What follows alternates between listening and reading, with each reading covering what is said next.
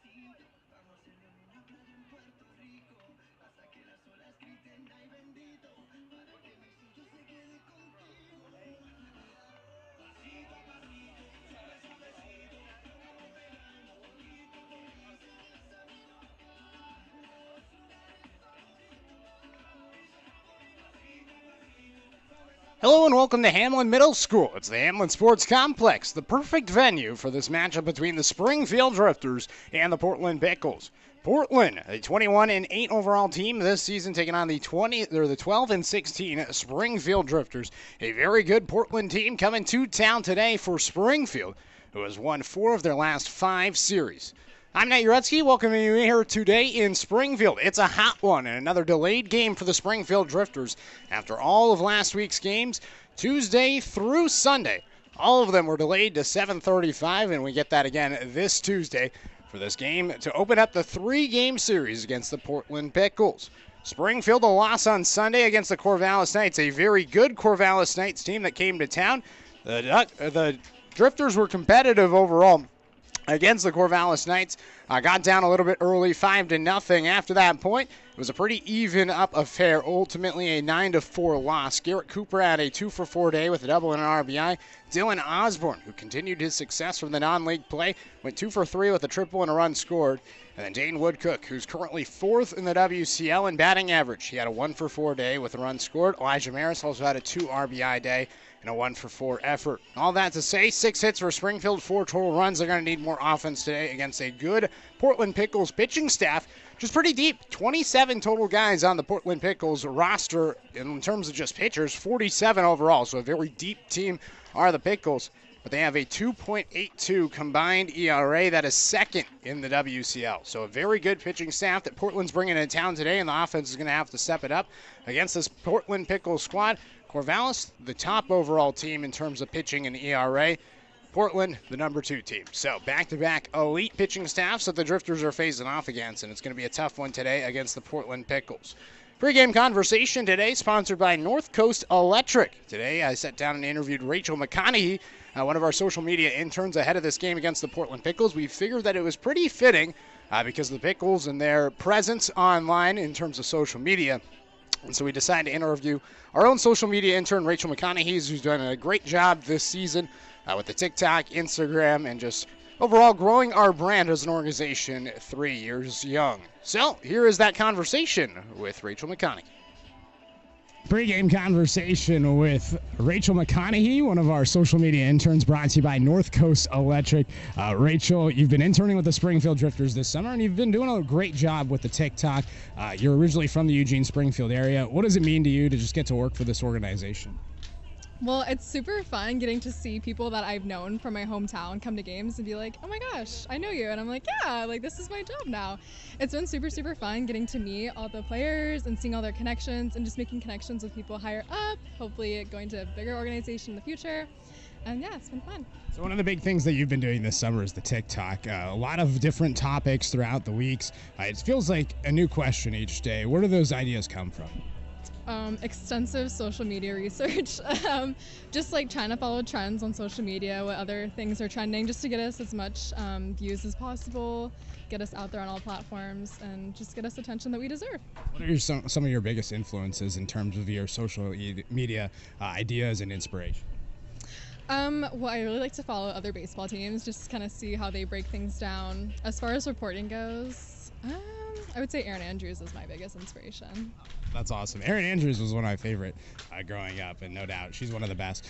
What about some teams that do social media right? What are some teams out there that you really like, and how are you trying to emulate that here in Springfield?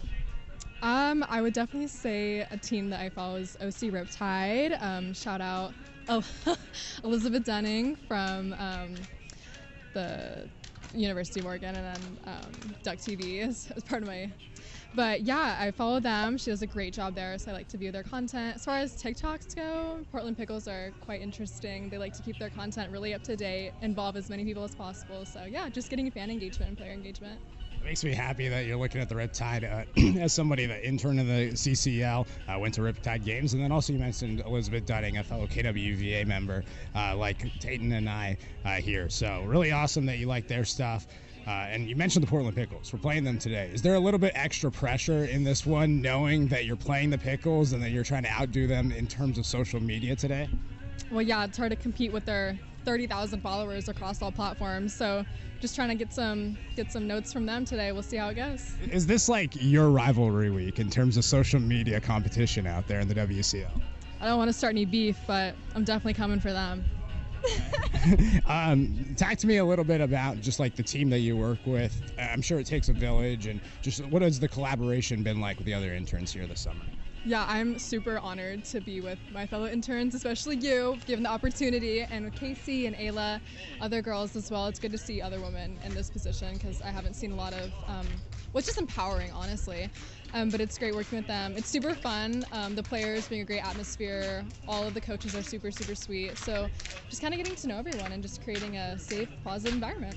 I'm glad that you're enjoying your time so far. All right, so you've created a lot of videos. Has there been one that's been your favorite?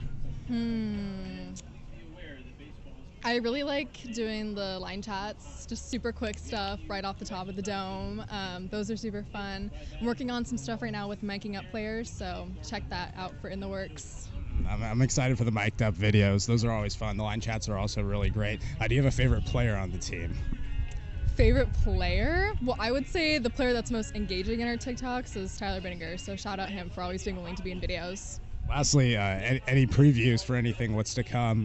What are you cooking up? I know you mentioned the mic'd up. Any other special things coming our way? We'll have to see if some fan engagement comes our way soon with the fans. Stay tuned. Awesome. Well, thank you for being here, and keep up the good work in terms of the social media.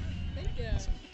So that was Rachel McConaughey, our social media intern, ahead of this game. Tuesday home opener against the Portland Pickles. First of a 3-game series and first of 6 home games in WCL play this week for the Springfield Drifters. Drifters 12-16 overall, taking on the Portland Pickles, currently the second-place team behind the Corvallis Knights in the WCL. Good one on deck here today at the Hamlin Sports Complex. A hot one, 94 degrees, the current temperature in Springfield.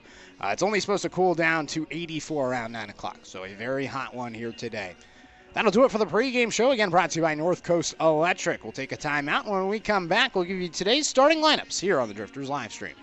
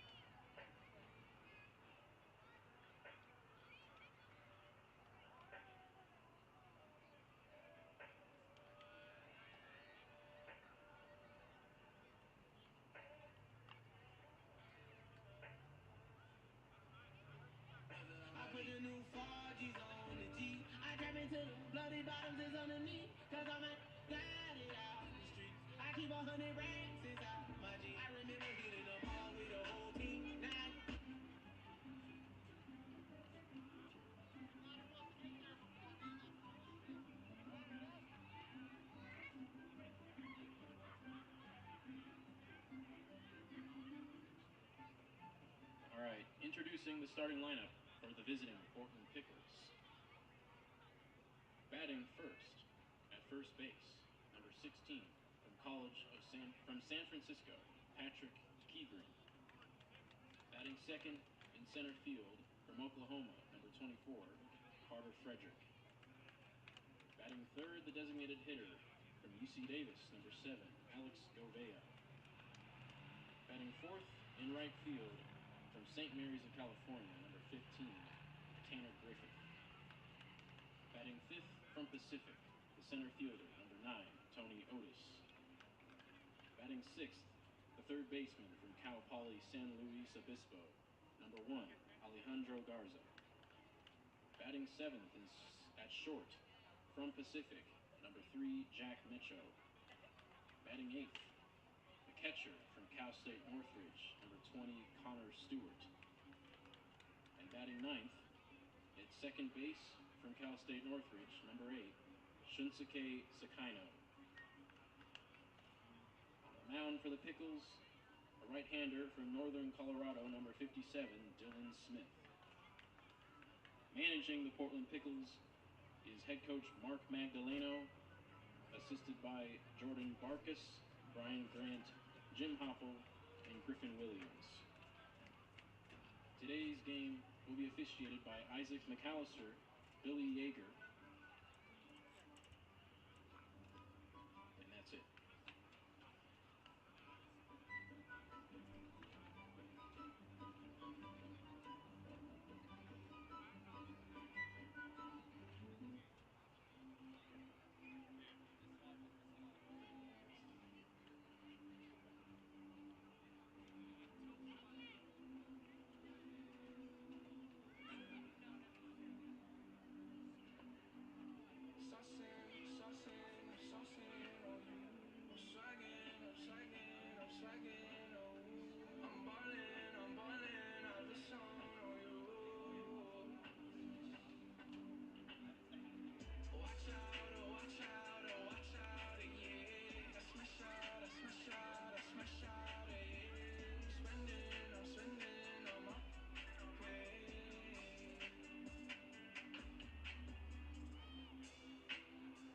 If you want to see the full team rosters, head on down to the merchandise booth to pick them up.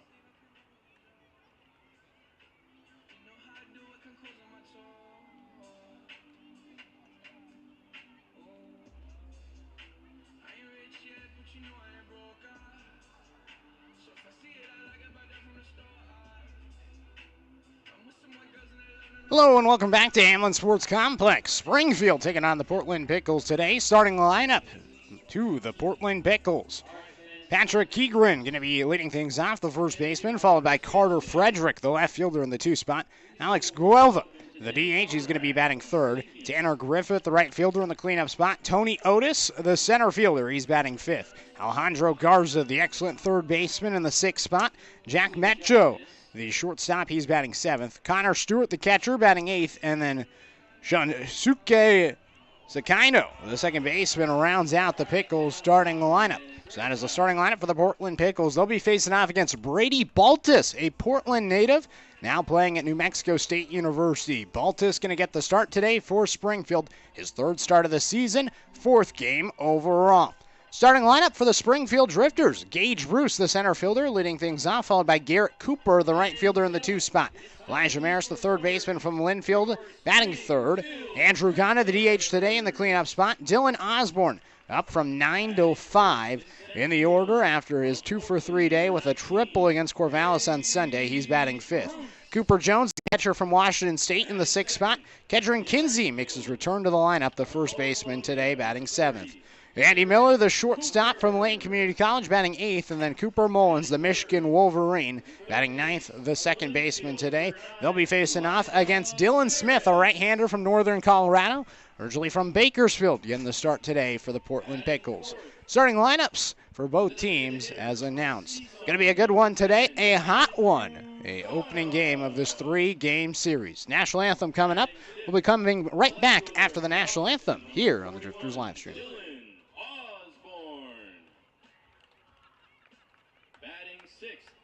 Catcher from Washington State, number 15, Cooper Jones. Batting seventh, the first baseman from Hawaii, number 24, Kedron Kinsey.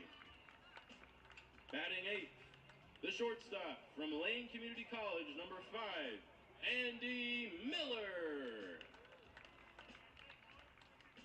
And batting ninth, the second baseman from the University of Michigan, number 4, Cooper Mullins. On the mound for your Drifters today, a right-handed pitcher from New Mexico State, number 7, Brady Baltus. Managing today's game, Drifters skipper Alan Embry, as assisted by Leo Rivera, Rocco Ferrari, Matt Hubbs, and Sam Olson. Now, please rise and remove your caps for the singing of our national anthem by Anna.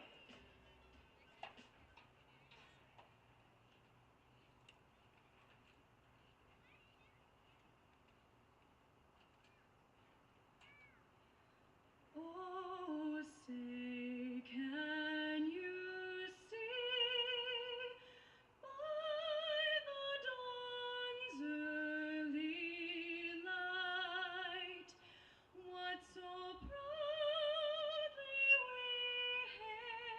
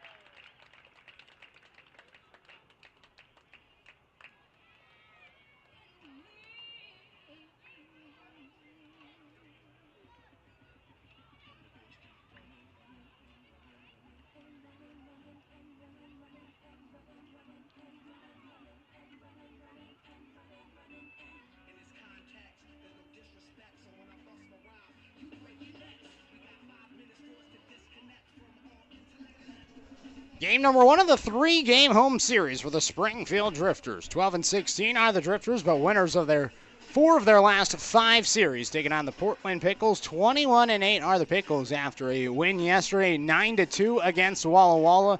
The Pickles 21-8 this season, one of the top teams in the WCL, and they're on a 6-game win streak at that, rolling into town today in Springfield. It's a Pickles team riding a lot of momentum after that series victory against Walla Walla. It's a Springfield team looking to bounce back after that tough 9-4 loss against Corvallis on Sunday. One day off yesterday for Springfield, and then they don't get a day off for a while. They have 3 games against Portland, 3 games against Ridgefield before going on the road to Corvallis on Monday and Tuesday. Then all of a sudden on Wednesday, it's the All-Star game. A couple of Drifters named to the WCL South All-Star team. That's Dane Woodcook and Kedron Kinsey. And so those two will get to go up to Bellingham July 17th for the WCL All-Star game. And then after that, on the road to Canada, facing off against the Edmonton Riverhawks July 19th, 20th, and 21st. The first time the Drifters as an organization will head north of the border and play a game in the Great White North. Brady Baltus going to get the start today for Springfield. Patrick Keegren, Carter Frederick, and Alex Gouvet, 1, 2, 3, due up for the Portland Pickles here today on this Tuesday afternoon. 94 degrees, the weather. It's a hot one in Springfield, and I can only imagine how hot it is on the turf right now. Pre-game, it was really toasty out there. Baltus, the right-hander on the mound. The right-hander deals. First pitch comes in a strike, 0-1 to Patrick Keegren. Underway a couple of minutes later than scheduled, 7:37 here on this Tuesday afternoon. So the Pickles today wearing their green jerseys, gray trousers, blue socks. Drifters in all white look. White jerseys, white trousers. And the blue hats today for Springfield. The darker blue, although they did unveil those baby blue hats last weekend. 1-1 fouled off by Keegren. 1 ball and 2 strikes. So Patrick Keegren leading things off. Infielder from the University of San Francisco, batting .291 this season for the Pickles. Leadoff hitter at the plate. Oddly enough, a first baseman, which you rarely see in that leadoff position. 1-2 to Keegren. Fastball outside by Baltus. 2-2. So Brady Baltus getting the start. His 3rd start this season, 4th appearance overall. He's thrown 11 innings with 3 strikeouts and 3 walks this season. 2-2 from Baltus, lined right to Miller, the shortstop. And he makes the catch for out number 1. Defensively today for Springfield, Dylan Osborne in left field, Gage Bruce in center, Garrett Cooper in right, Elijah Maris, the third baseman, Andy Miller, the shortstop, Cooper Mullins at second base, Kedron Kinsey at first base today, with Cooper Jones catching behind the plate for Brady Baltus. Brings up Carter Frederick, nobody on, 1 out in the top of the first. First pitch, just off the edge of the plate, maybe a little bit elevated to Frederick, the left fielder. 1-0. Frederick from the University of Oklahoma, transfer from Snead State Community College, originally from Chelsea, Alabama. Takes a fastball for a strike, 1-1. Baltus able to paint that low outside corner. So Frederick at the plate, just his 2nd game with the Pickles. Went 3 for 4 with a double and 2 RBIs yesterday in his debut. Chops one up the middle, gets past Baltus and Mullins into center field. That's a 1-out single for Carter Frederick, who continues his success after that 3 for 4 day yesterday, now 4 for 5 on the season.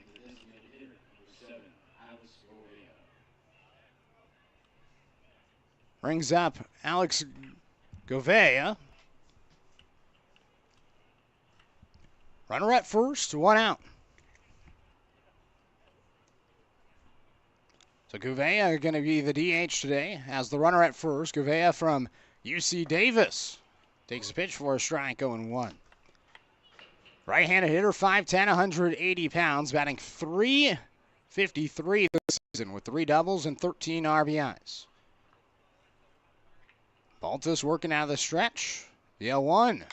Grounder to third. Maris collects, throws to Mullins at 2 for 1. The throw to first, a double play. Round the horn they go. 5-4-3 for a twin-killing double play. 3 up, 3 down. The Pickles go. 1 hit, no runs and no errors. End of the bottom of the first. 0-0 the score here on the Drifters live stream. 1 hit, 1 left on base for the Pickles.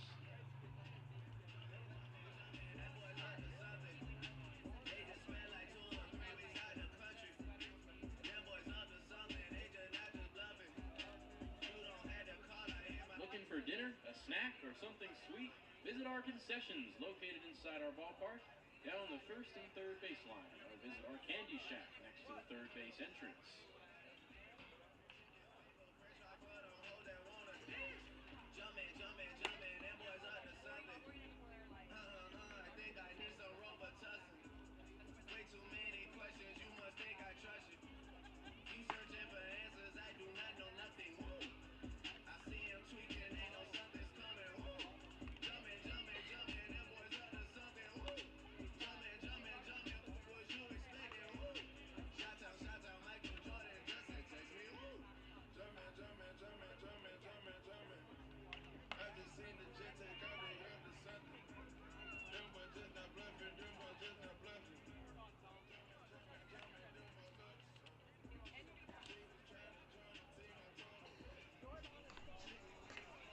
Bottom of the first inning, 0-0 the score. A nice 5-4-3 double play ended the top of the first inning. And now Springfield up offensively. Gage Bruce, the center fielder, leading things off, followed by Garrett Cooper, the right fielder in the 2 spot. Elijah Maris, the third baseman, batting third. Andrew Ghana, the DH, in the 4 spot. Dylan Osborne, the left fielder, batting 5th. Cooper Jones, the catcher, batting 6th. Kedron Kinsey, the first baseman, batting 7th. Andy Miller, the shortstop, in the 8 hole. And then Cooper Mullins, the second baseman, batting 9th. That is the starting lineup for the Springfield Drifters as their offense looks to get going. Only 6 hits, 4 runs a couple of days ago on Sunday. And now they face off against Dylan Smith, right-hander from northern Colorado, originally from Bakersfield, California. So Gage Bruce leading things off, center fielder, batting .280 this season. First pitch, Smith throws, it's in for a strike. Catches the bottom of the zone, 0-1 to Gage Bruce. Bruce, the product from the University of Portland, heading into his junior season. Just wrapped up his second year with the Pilots. 0-1 inside, 1 ball and 1 strike to the right-handed hitter. 14 hits, 2 doubles, 9 RBIs this season for Bruce. 1-1.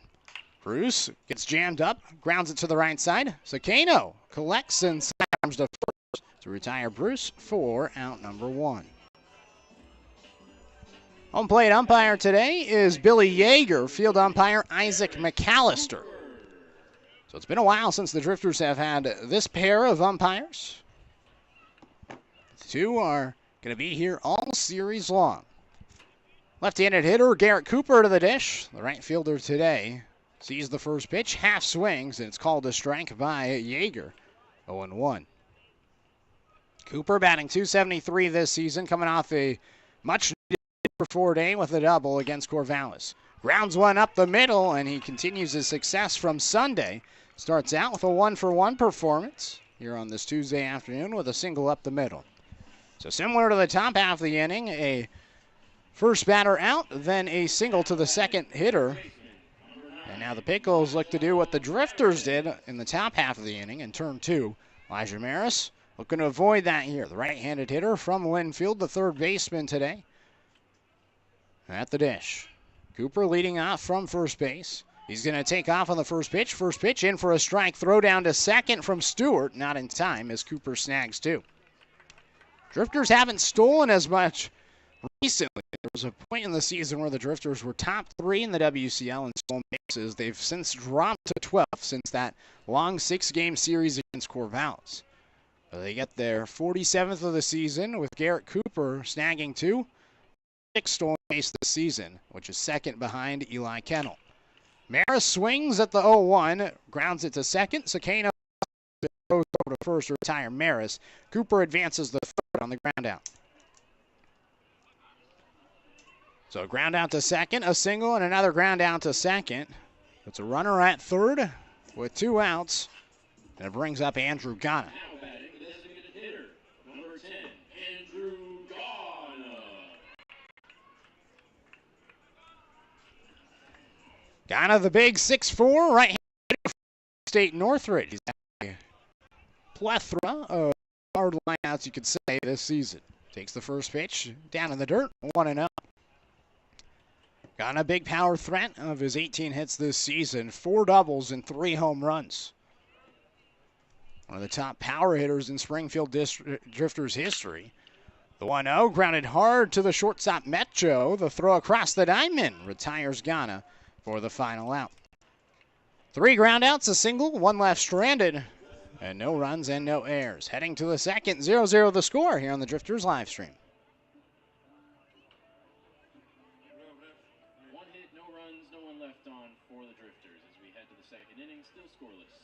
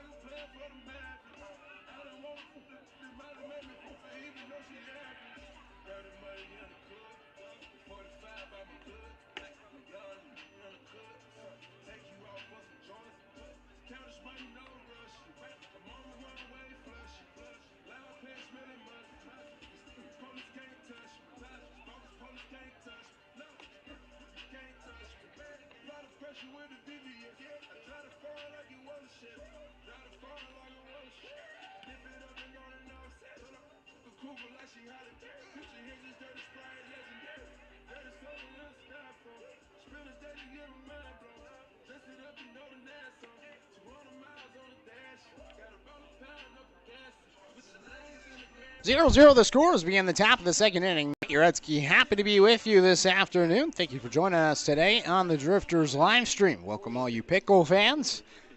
Hope you're enjoying the view of our beautiful ballpark here at Hamlin Middle School. It's the Hamlin Sports Complex. Just 3 years in existence, and it's always a treat to get to broadcast here. Tanner Griffith leading things out for the Portland Pickles. First pitch from Brady Baltus is popped up towards center field. Gage Bruce, a jog in center field in to make the catch for out number 1. So 1 pitch, 1 out to begin the second inning, and it brings up Tony Otis. Otis, the center fielder today for the Portland Pickles. Right-handed hitter out of the University of Pacific out in Stockton, California. Otis batting .220 this season. Baltus' first pitch to him. Looked at for a strike. 80 miles per hour in the upper portion of the zone from Baltus, 0-1. Otis, 18 hits, 3 doubles, 2 home runs, and 14 RBIs. 0-1 popped up towards the left side of the infield. Andy Miller, the shortstop, drifts into the grass, fighting the sun, but finds the ball for out number 2. Just like that, 3 pitches, 2 outs here on the top of the second, 0-0 the score, and it brings up Alejandro Garza. Garza, the second Bakersfield boy in the lineup today for the Portland Pickles. Their starter, Dylan Smith from Frontier High School, Garza from Highland High School. 2 opposite ends of Bakersfield. Garza from Highland out in the east side, with Smith, the right-hander from Frontier, out of the northwest side of Bakersfield. No balls and 1 strike to Garza, the .250 hitter, just batting in his second game now for the Portland Pickles. Went 1 for 4 in the 9-2 win yesterday. The 0-1, Garza, 1 hops it to Miller, the shortstop. Miller's sidearm across the diamond to Kinsey is in time, and it's a 5-pitch inning for Brady Baltus here on the top of the second. Heading to the bottom of 2, 0-0 the score here on the Drifters live stream. Pickles go down in order as we're still scoreless, headed to the bottom of the second. Fans, don't forget to grab your Drifters gear before it's gone. Visit the Drifters merchandise store located by the north entrance and be part of the Drifters Groove for the 2024 season. With a great selection of styles and sizes, you're sure to find the perfect gear for the entire family.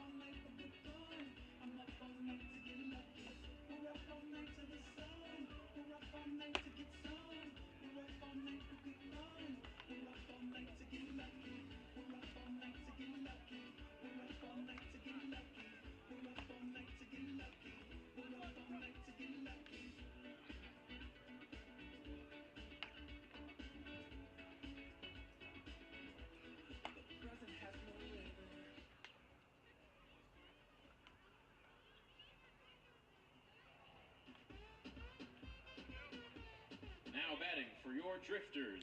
Bottom of the second inning, 0-0 the score. Dylan Osborne, Cooper Jones, and Kedron Kinsey. Batters 5, 6, and 7 due up for the Springfield Drifters. Facing off against Dylan Smith, right-hander from Bakersfield. Here's Dylan Osborne. The battles of Dylans goes to Dylan Osborne as he flares the ball into right field for a base hit. So Osborne, another hit to his name after that 2-for-3 day with a triple against Corvallis on Sunday. Gets moved from the 9 spot to the 5 spot. And Osborne now at first base with a leadoff single. Second hit for the Drifters. And it brings up Cooper Jones, the catcher. Jones starting his 6th game of the season for Springfield. Had a period of time in which he was injured in between the Yakima Valley series at the beginning of the year and the Walla Walla series a couple of weekends ago out in Walla Walla. Throw back to first, keeping an eye on Osborne, who this season has no stolen bases. Smith out of the stretch with the runner at first and nobody out in this 0-0 game. Taking his time and now throws back to first. Patrick Keegren keeping an eye on him over at the first base back.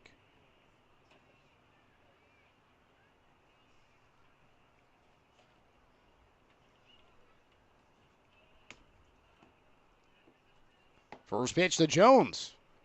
Taken for a strike. Upper inner corner. Tough place to hit a ball if you're Cooper Jones at the plate. Beautiful pitch by Dylan Smith. So Jones in his 5 previous starts, 4 for 13, a 3.08 average. Trying to improve that here, and then another throw back to first base. Hot day today, but a better crowd today than the Sunday late game against Corvallis. More fans coming out for this matchup against the Portland Pickles. Always a fun one. The 0-1, breaking ball in for a strike, upper part of the zone, and it's now 0-2 to Cooper Jones. Jones had 2 strikeouts in his last game against Cowlitz. That was June 29th. Going to avoid going down on strikes here. Another throwback to first. They're really keeping an eye on Dylan Osborne, especially after Garrett Cooper was able to steal second base back in the first inning. No balls and 2 strikes. Here's the pitch. Up and in, almost hits Cooper Jones as he gets out of the way, 1-2. Drifters this season have been a team that's gotten hit by a pitch quite a bit. In fact, they're top 5 in the WCL at hit by pitches at the plate. Dane Woodcook, he actually leads the team with 7 hit by pitches. Throw back to first, in there safely. Once again is Osborne. And the Drifters were in 3rd place in hit by pitches at the plate heading into the non-conference week this past week, in which they had 4 of their 5 games against non-league teams. So even with not playing WCL teams for a week, they've stayed in the top 5 as Jones grounds one foul to the third base side. 1 ball, 2 strikes. Nobody out and the runner at first. Drifters trying to take the lead here in the bottom of the second after not leading at any point in the game against Corvallis on Sunday. Smith, the right-hander, set, the 1-2. Jones reaches for a pitch, flares it towards right field, dropping quickly, and it drops down just foul. Hooked barely to the right of the line. Osborne was waiting up at first to see if it was going to be caught, and then at the last minute took off after he saw that it was going to drop, but the ball just a hair right of the chuck. We'll do the 1-2 one more time. 6th pitch of the at-bat to Cooper Jones, who's fouled off a few pitches with 2 strikes.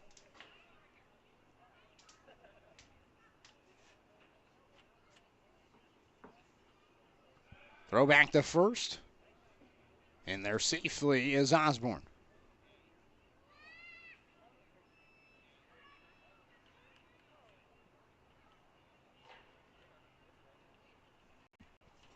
The 1-2. Grounder to the left side, past the diving Metro into left field. Back-to-back singles to start this bottom of the second inning for Springfield.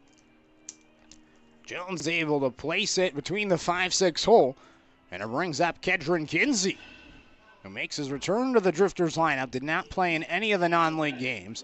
His last game against Cowlitz, it was a 2-for-3 outing for Kinsey. with 2 doubles and 4 RBIs. They've certainly missed his bat in the order, and now he returns. Big number 24 to the plate, just named to the WCL All-Star team earlier today. Shows bunt, bunts it towards the third base side. Picking it up is Smith. He flips. Only play is the first base, and he hits Kinsey. The ball goes up the right field line. Osborne's going to come in and score. Jones moves over to third, and Kinsey ends up at second. A little bit of a dance for Kedron Kinsey at second base as the single and air brings in a run. And they actually just call it an error on the pitcher in Smith. Regardless, the Drifters take the lead 1-0, 2 in scoring position, and still nobody out here in the bottom of 2. So the E1 allows the first run of the game to come in for Springfield. And it's the Portland Pickles getting a taste of their own medicine. It's a Portland team that is first in the WCL in sacrifice hits, and it was Kedron Kinsey willing to sacrifice himself despite his big, powerful bat. Kinsey decided to try to lay down a bunt. It was a solid bunt that had Smith looking towards first base as he didn't have a play at third. And the throw from the right-hander got away, couldn't get it to Sakano, the second baseman. And now Andy Miller at the dish with 2 in scoring position and a chance to extend the lead for Springfield. First pitch to Miller. Up and away. 1 ball and no strikes. Miller at 205 hitter this season. 2 doubles, a triple, and a home run. The 1-0. Miller takes down low. 2 balls and no strikes. This season, Andy Miller has been getting it done defensively. One of the top defensive players for the Drifters this season. A steady shortstop, looking to get things going offensively. He's shown flashes. 2-0. Miller grounds it to the left side. Garza Fields comes home, and the tag is there by Stewart on Cooper Jones for the first down. A good 5-2 out as Miller ends up at first base. Staying at second was Kedron Kinsey. So after the fielder's choice play, Jones is out at the dish. And now Cooper Mullins on with 2 on and 1 out. Runners at first and second now with Kinsey at second and Miller at first. So here's Mullins batting .333 this season. 7 hits and 21 at bats. All 7 hits have been singles.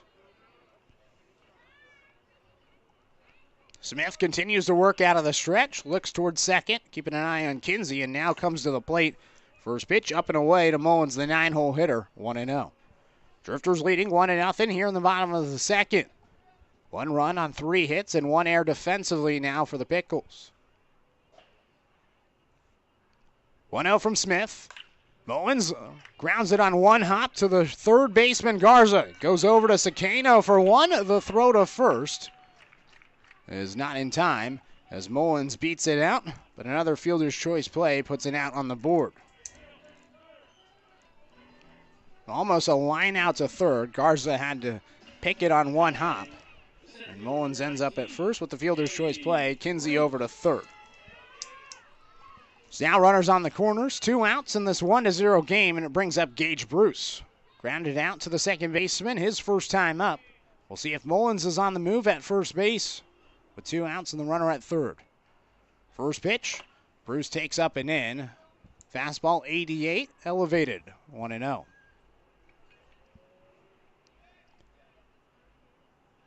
So Bruce, who had a 2 RBI performance in Walla Walla in the 27th and a 1 RBI game against Cowlitz on the 29th, had a multi-RBI game in the non-league, has a chance to add on to his RBI total of 9 here in this at-bat. Fouls away the 1-0. 1 ball and 1 strike.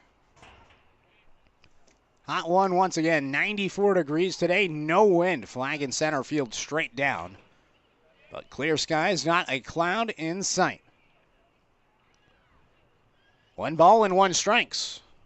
Here's the pitch. Bruce swings and misses. Smith getting a whiff, and now ahead 1-2. Smith 1-0 this season with a 2.25 ERA. This is his 5th start, 6th appearance overall for the Pickles. The 1-2. Bruce goes down looking. Able to paint the low outside corner. And that'll do it for the Drifters in the bottom of the second. 2 hits, 2 left stranded, 1 error defensively, and 1 run coming in. Heading to the third inning, or 1-0 the score. Drifters with the lead here on the Drifters live stream.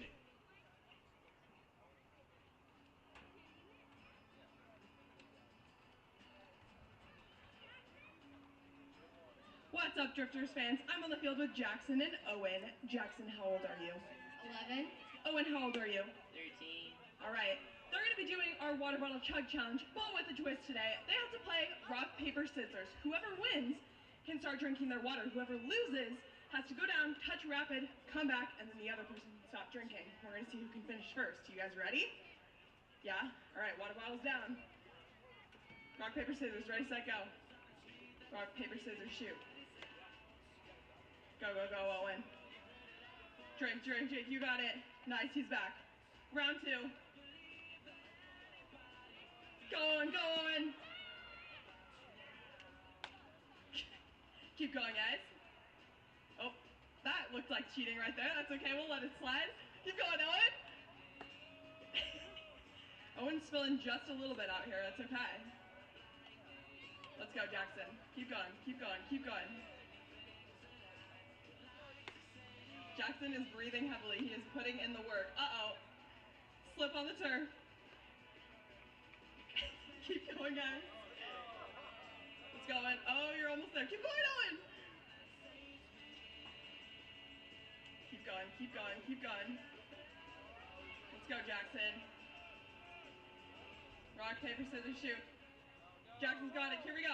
Let's go, let's go, let's go, Owen. One more, Owen. It's a tie game right now. Here we go. So a little bit of a delay as our in-game entertainment's going a little bit long to start this top of the third inning. 1-0 the score. Springfield with the lead. Jasmine Williams doing a great job, as always, hosting the in-game events. This is one of the longer delays that we've had at this ballpark. We're getting this top of the third inning with the Drifters leading 1-0 after a 1-run, 2-hit, 1 error defensive inning for the Pickles. 2 were left stranded for Springfield in the bottom of 2. And now Brady Baltus, who's faced the minimum so far, faces off against 7-8-9 here in the top of the third with a 1-run lead. First pitch popped in the air by Jack Metcho out towards right field. Cooper under it makes the catch for out number 1. Couple of Coopers out there with Cooper Mullins and Garrett Cooper in the vicinity. Ultimately, it was the right fielder Garrett Cooper making the catch, and Brady Baltus, who has thrown now 16 pitches, has 7 outs to start this one. Brings up Connor Stewart, the catcher. First pitch to Stewart. He shows bunt, pulls it back, and it's in for a strike from Baltus, 0-1. Stewart, a right-handed hitter from Cal State Northridge. Teammates with the Drifters DH Andrew Ghana out in the San Fernando Valley. 0-1, down and away, 1 ball and 1 strike. Stewart batting .299 this season with 20 hits, 4 doubles, 11 RBIs. 1 ball and 1 strike. Here's the pitch. Popped in the air towards right field. Garrett Cooper stops in the shade, now jogs in a few steps and makes the catch for out number 2. Back-to-back flyouts to right field. 4 pitches, 2 outs to begin this top of the third inning for Brady Baltus, and now Shunsuke Sakano, the second baseman today, also from Cal State Northridge. First pitch to him. In for a strike as he shows bunt, pulls it back, and Baltus is able to throw it on the black on the outside part of the plate. 0-1. The 0-1, Baltus gets a foul tip into the mitt. Now no balls and 2 strikes.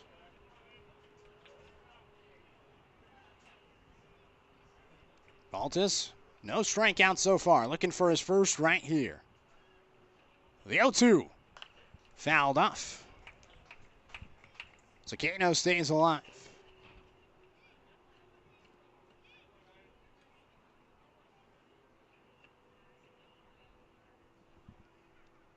The 0-2 from Baltus. just elevated above the zone. 88-mile-per-hour fastball from the right-hander from New Mexico State. So Baltus again looking for his first strikeout. The righty wheels and deals. Bounces in, now 2 balls and 2 strikes. Longest at bat so far today for a Portland Pickle. This will be the 6th pitch of the at bat to Sakano.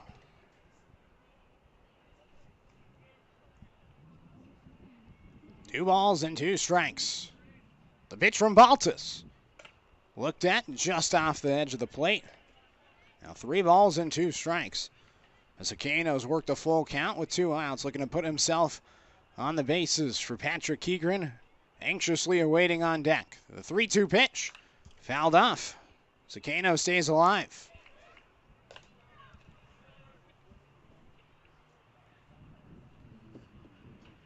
Eighth pitch of the at-bat upcoming to the 9-hole hitter in this 1-0 game. Baltus's payoff pitch, fouled off. Sakano, another foul off. 3 foul offs with 2 strikes.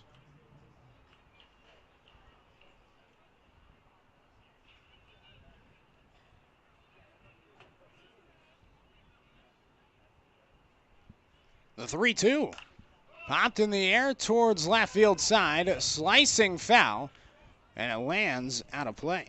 So another foul off with 2 strikes. 4 of them so far for Sakano.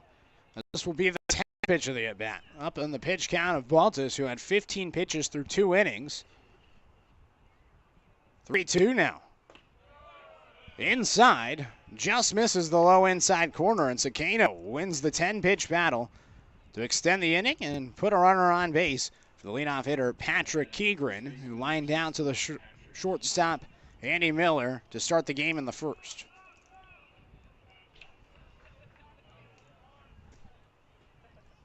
Kinsey keeping an eye on Sakano, just the second base runner for the Pickles. As now Baltus 1 over the minimum. Pitch in for a strike, 0-1 to Keegren. So we'll see how aggressive the Pickles are in this 1-0 game. 3rd in the WCL and stolen bases with 62 this season. It's a Pickles team that loves to utilize small ball. Swinging a foul off by Keegren, and it's quickly 0-2 to start the second time through the order for Springfield.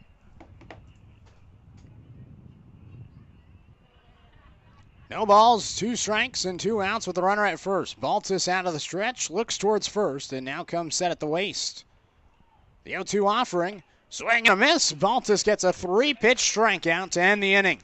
Just a 2-out walk, 1 left stranded at first, no runs and no errors. 1-0 Springfield leading as we head to the bottom of the 3rd here on the Drifters live stream.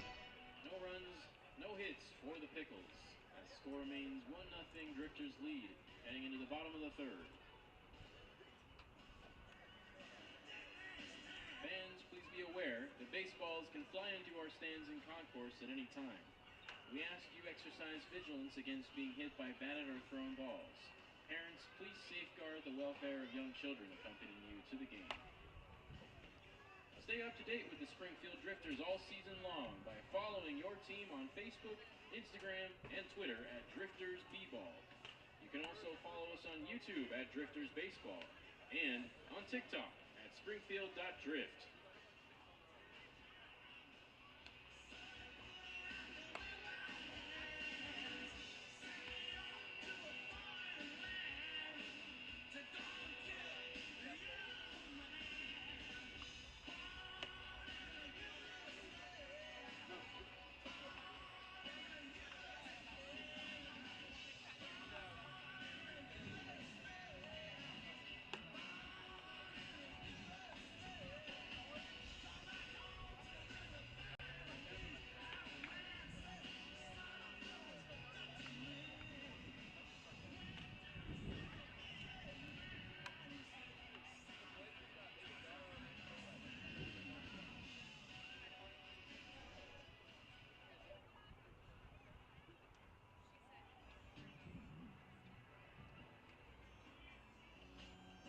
Now batting for your Drifters, the right fielder, number 30, Garrett Cooper. Garrett Cooper leading things off here in the bottom of the 3rd inning. First pitch swung on and missed by Cooper.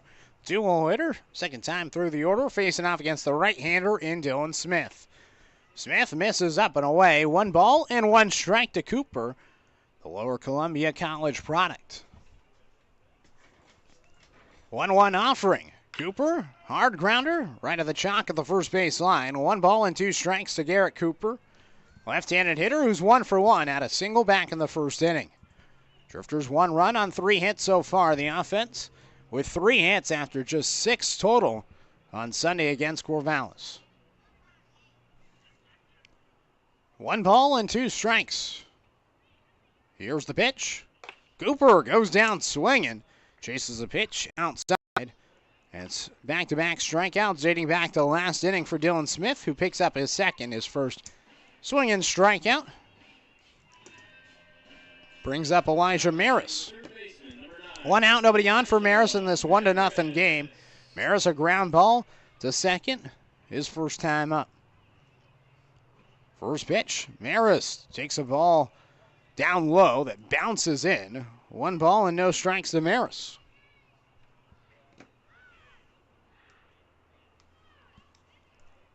So Maris, the Linfield product, who's bounced around the WCL. Now not the WCL, bounced around, and now playing with the Drifters in the WCL. Fouls it away, 1-1. Maris started his career at Ventura College, first team all-conference there, then went to Hawaii Pacific and then Corban University before finding a home at Linfield University for these past 2 seasons. Maris swings and fouls it off, now 1 ball and 2 strikes. For his off days, he's been spending it with former Springfield Drifter John Over. Over, a Drifter with the team last season, and man, was Over a great relief pitcher for Springfield, a nice lefty that could paint the corners. 1-2 down and away, 2 balls and 2 strikes. Over, I coined him Mr. Reliable because it felt like every time he came in, he calmed the storm. He's just a great guy and a good teammate as Maris fouls this way down the third base side. And he's continued to be a great teammate to Elijah Maris as the two of them have gone out fishing and gone to the lake a few times. They went to Clear Lake this past weekend on the off day on Sunday, or on Saturday, I should say. Over, he has a river fishing guide business. He used to go and lead people on trips up the Mackenzie River in the morning and then come out to the ballpark and pitch that evening. Really did it all and was able to make things work. He's from Eugene and he had the business. Maris swings and pops it out of play. Over, not with the team this season. There was talks about bringing him back, but ultimately decided he wanted the summer off. He's a young man that just graduated from Linfield and he'll be looking towards medical school. So he wants to be a doctor someday. 2 balls and 2 strikes. Here's the pitch to Maris. Jammed up. Popped out of play. So 7 pitches. This will be the 8th pitch of the at-bat to Elijah Maris, who's fouled off 3 with 2 strikes.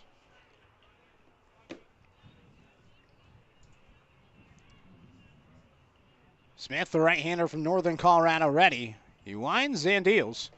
2-2, looked at down low. Now 3 balls and 2 strikes, a full count to Maris. Payoff pitch. Maris lines it towards right center field, and it drops down on 1 hop in front of Tony Otis. So 1 out single for Maris. Puts the 4th hit on the board for Springfield. And puts a runner at first for Andrew Gana, the DH, who's 0 for 1 with a ground down to short.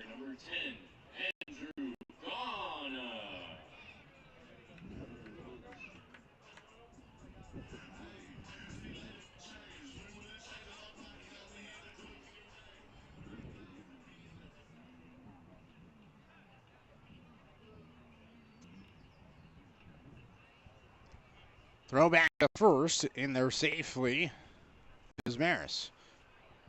So Smith, he's been keeping an eye on the runner at first base. Did so with Dylan Osborne last inning. Threw back to him about 4 times and now starts this at-bat to Andrew Gana throwing back to first. Keeping an eye on Elijah Maris.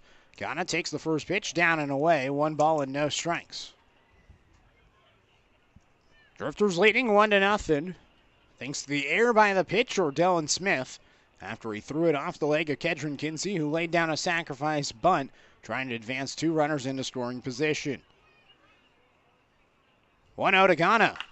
Popped in the air towards left field, hooking foul, and it lands deep into the party deck, maybe even into the parking lot now as it continues to bounce off the cement into the left field side. 1 ball and 1 strike as Ghana launched at 102 miles per hour off the bat. Was able to drive the 88 mile per hour fastball on the inside part of the plate. Just couldn't line it up in fair territory. 1 ball and 1 strike. Here's the pitch. Down and away. 2-1 to Ghana. Pickles again, a team with a lot of depth. 27 pitchers on the roster. And they lead the WCL in ERA. They're second in the league in ERA with a 2.81 combined staff ERA. Ghana takes a strike, 2 balls and 2 strikes. They lead the league in batting average against. Teams are just batting 195 against the Pickles. The Drifters so far have 4 hits. They're not even 2 times through the order. Ghana grounds a ball towards the right side through the 3-4 hole into right field. Griffith picks it up in right field and throws it in. Maris stops at second. Back-to-back singles for Springfield. But 2 on for Dylan Osborne, who's scorching hot. Now batting, the left fielder, number 41, Dylan Osborne. Osborne to the plate, and now a conversation to be made. Pitching coach Brian Grant for the Portland Pickles out there to talk things over with Dylan Smith.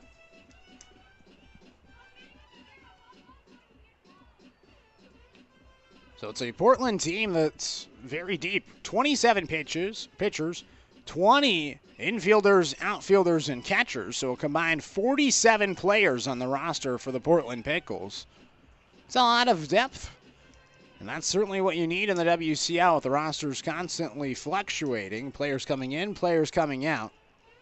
If you think about the MLB and having a roster limit of 25, they have more than that in just pitchers alone. And I remember talking to some previous Portland Pickle pitchers that have come and played in Springfield, mainly KJ Rufo a couple of seasons ago, and he talked to me about how hard it was to get reps in the Portland Pickles system, because at the time they had 30 pitchers on their team then. That was 2 seasons ago, and it was just so hard for him to even getting out. I believe he only threw 5 times that season. But it's a team that loves to ride the depth, and you can never have enough depth pitching in the WCL, I'll tell you that. First pitch outside, 1-0 to Osborne after the conversation between Grant and Smith. Maris at second, Ghana at first. 1 out and a 1-0 count to the left-handed hitter in Osborne. Osborne, the Washington Husky, takes the second pitch low. 2 balls and no strikes. 89 mile per hour pitch from Smith, just below the knees. Smith staring into Stewart, his catcher, looks towards second. Now offers a 2-0. Osborne taken, and it's called a strike low outside corner. A perfectly placed pitch from Smith. 2-1.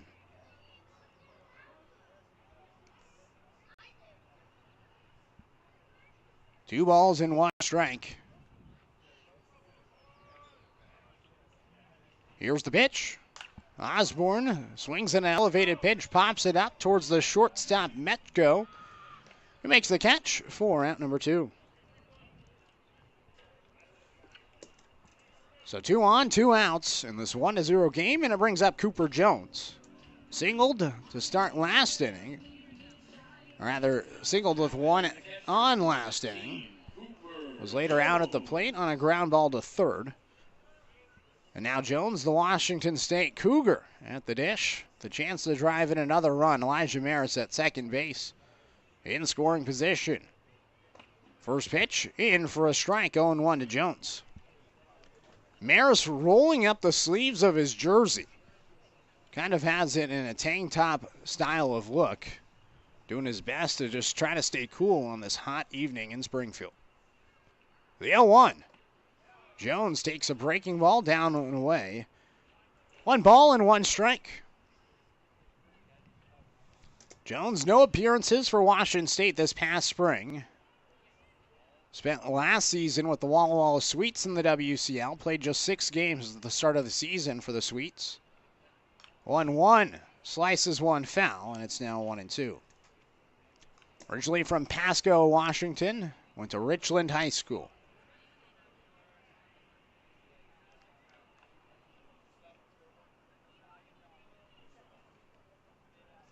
One ball and 2 strikes.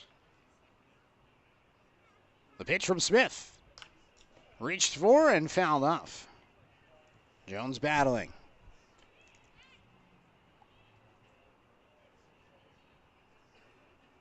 And a longer inning for Smith in terms of pitch count. Through just 26 through the first 2 innings. That had boosted quite a bit in this bottom of the third. The 1-2, Maris on the move. Jones lines it down the left field line, and it goes just foul. Maris slipped heading around third base too, but he would have ended up at the plate. Ferrari, the third base coach, giving some words of advice to Maris as he trots back towards second.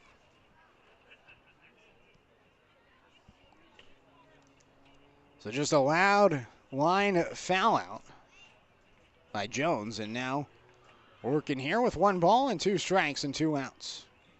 We'll do it again. Smith out of the stretch. 1-2 pitch. Jones lines it on 1 hop to Metco, the shortstop. Throw to second, and it's off the mid of Cicado. Another error for the Pickles, and this is a Pickles team that's second in the WCL in fielding percentage. Came in tied with Springfield with just 27 errors this season. But the E4 puts bases loaded, 2 outs for Kedron Kinsey, the WCL All-Star. The first baseman, number 24, Kedron Kinsey. So Maris ends up at third, and Ghana ends up at second. Bases loaded, 2 outs, and a 1-0 game, and the Drifters have a chance to score some more unearned runs. First pitch taken for a strike, 90 miles per hour down the heart of the plate to Kinsey, 0-1. So Kinsey, the All-Star, transferring to Hawaii next season after a couple of seasons at Pierce Community College up in Washington. The 0-1 to him. Taken down and away, 1-1, and Kinsey was the one that bunted himself to second after the error by Smith allowed the 1 run to come in. So now Kinsey a chance to swing the bat in his first game back to the lineup. 1 ball and 1 strike. Here's the pitch. Kinsey takes Peel down to the field umpire. Isaac McAllister said yes, he did. Billy Yeager, the home plate umpire, did not offer a ruling. And now 1 ball and 2 strikes to Kinsey. Big 6'3", 200-pound right-handed hitter. Sees the 1-2. Missed down and away. 2 balls and 2 strikes.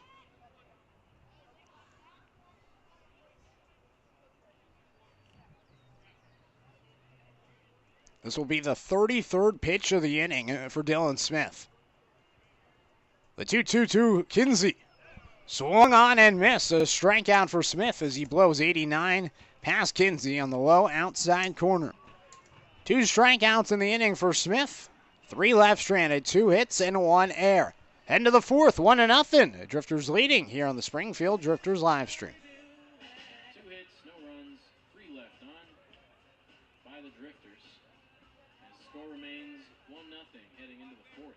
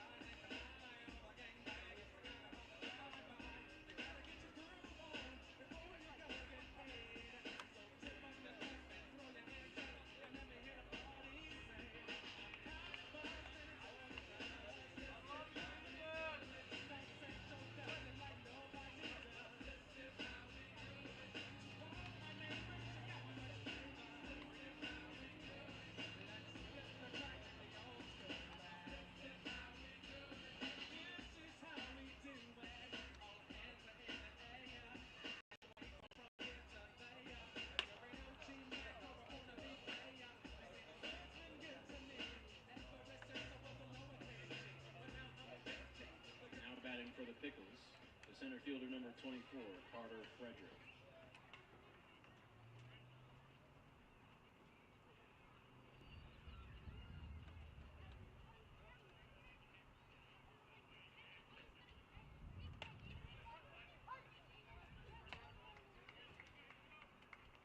First pitch from Brady Baltus, in for a strike, 0-1. Sorry for getting back a pitch late. Was working with our scoreboard operator on the live stream, trying to get him to change the graphic to the bottom left. We can see if we can do that for you guys, so you can have the chat on your TV on the right side. 1 ball and 1 strike. Here now in the top of the 4th, Brady Baltus, the right-hander, deals. Outside, 2-1. So we'll see if we can get the scoreboard moved over to the left side, working with the Pixelot system. It's always a fun one to try to figure out. Sometimes it works, sometimes it doesn't. 2 balls and 1 strike. Ground ball to the left side by Carter Frederick, just past the reach of the diving Andy Miller at shortstop. And Frederick, the 2-hole hitters aboard. The leadoff single here in the 4th of this 1-0 game. So Frederick now 2 for 2, and overall 5 for 6 to start the season for Portland after going 3 for 4 yesterday.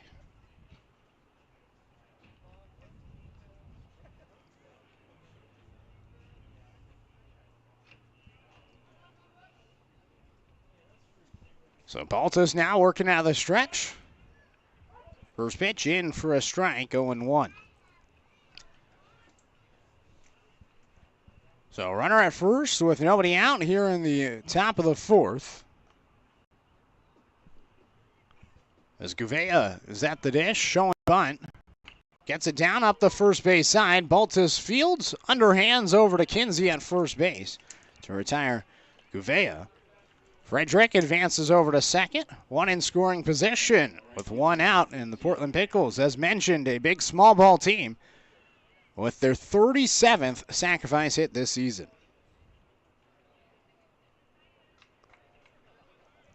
Brings up now Tanner Griffith, left-handed hitter from Livermore, California.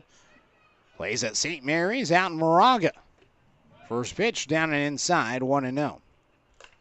Griffith a pop-up to center field, his first time up. The pride of De La Salle High School out in Concord. 1 ball and no strikes. Here's the pitch from Baltus. In for a strike, 1-1.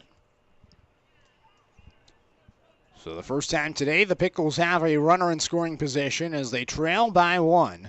Drifters looking to keep it a 1-0 lead in their favor. Baltus looking for another goose egg. The 1-1 just misses outside. 2 balls and 1 strike to Tanner Griffith. Griffith batted .300 this past season at St. Mary's. 21 hits, 2 doubles, a home run, and 8 RBIs in 17 starts. 2-1. Catches the zone. 2 balls and 2 strikes. A good frame job by Cooper Jones. Baltus with 1 strikeout, looking for his second. 2 balls and 2 strikes. The pitch outside, and the count's gone full. So Baltus threw just a total of 16 pitches through the first 7 batters. But he's had to work a little bit harder since facing Sunsuke Sakano, who had a 10-pitch at bat. 3-2 popped up out of play, and this one's going 7 pitches or more. 3 balls and 2 strikes. Drifters leading 1-0 against the Portland Pickles, looking to play spoiler here in the series opener. 3-2, ground ball up the middle. Miller fields, looks towards third, and now goes to first and gets the safe out there. Carter Frederick advances to third. Runner 90 feet away from scoring to tie this one up, but 2 outs on the board, and it brings up Tony Otis.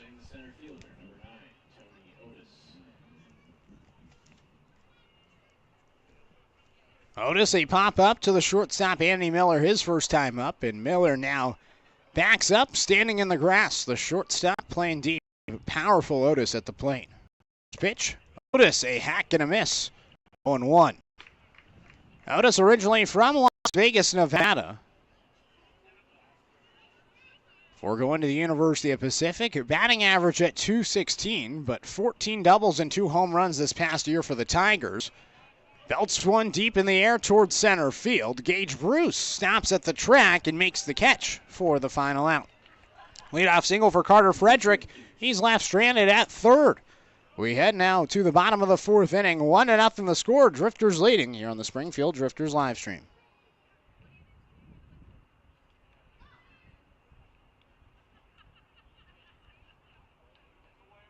One hit, no run, one left on for the Pickles. As the Drifters hold the lead 1-0.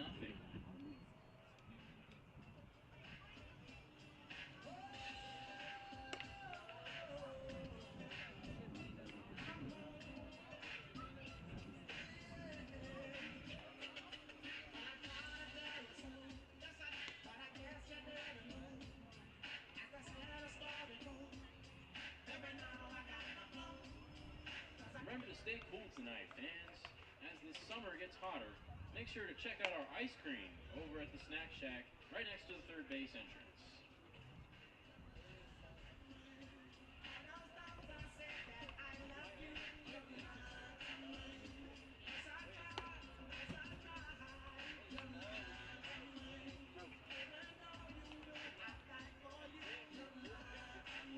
This is game 1 of our 3-game home series against the Portland Pickles.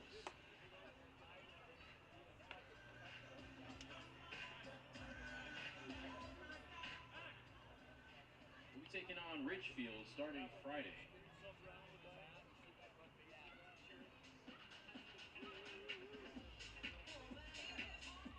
Now batting for the Drifters, the shortstop number 5, Andy Miller.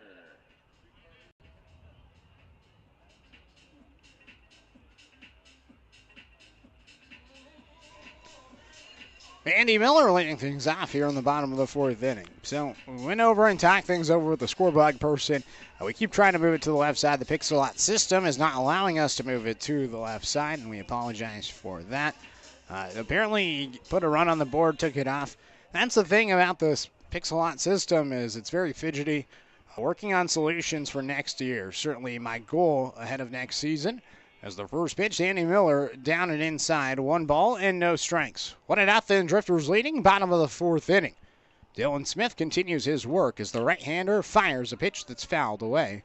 1 ball and 1 strike to Miller, who reached on a fielder's choice play his first time up a couple innings ago in the 2nd.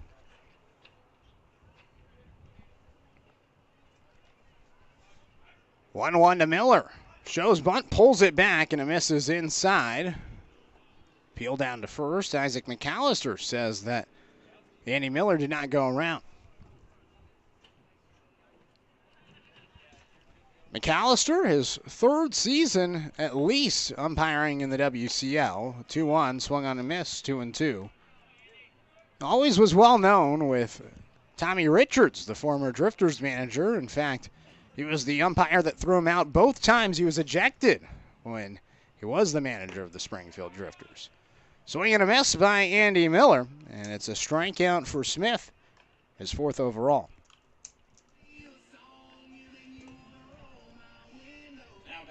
Brings up Cooper Mullins.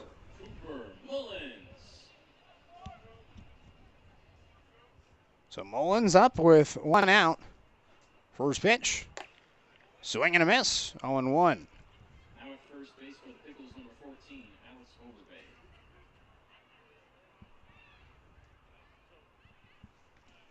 The 0-1 to Mullins, fouled back.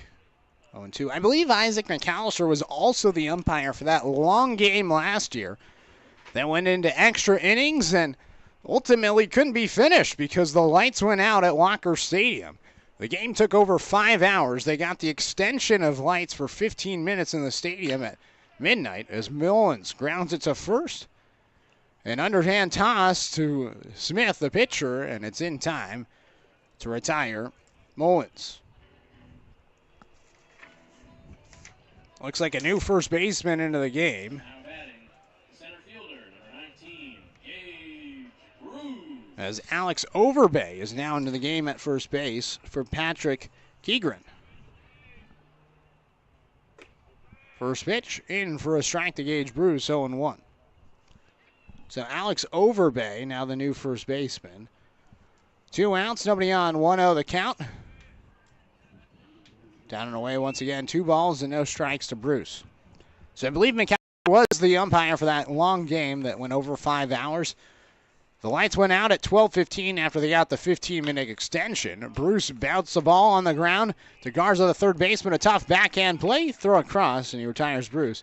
To finish that story, though, at midnight they forgot that the sprinklers came on, and so the sprinklers came on in the middle of the game. Cole Cownan now pitching with the Bend Elks was on the mound for Springfield, and as the lights went out, he threw a pitch that hit Garrett Vose in the chest protector. As the lights went out, nobody saw the pitch, and they had to continue that game later on. Drifters go 3 up, 3 down in the bottom of the 4th, heading to the 5th. 1-0 the score. Springfield waiting. Silas and Matthias. Silas, how old are you? 9. Matthias, how old are you? 9. Perfect. Even matchup tonight. They're going to be doing 10 spins around our big old oars that we got out here. We're going to help them count to 10, and then they're going to race all the way to wrap it out there. Matthias and Silas, are you guys ready? Okay, start spinning in 3, 2, 1, go. 1, 2, 3, 4, 5, 6, 7, faster, faster, 8, 9, 10, go, go, go, go! I think Matthias got it just barely. Nice job, Matthias and Silas. They both get free pizzas from Papa's Pizza Parlor. Give it up for the 2 of them.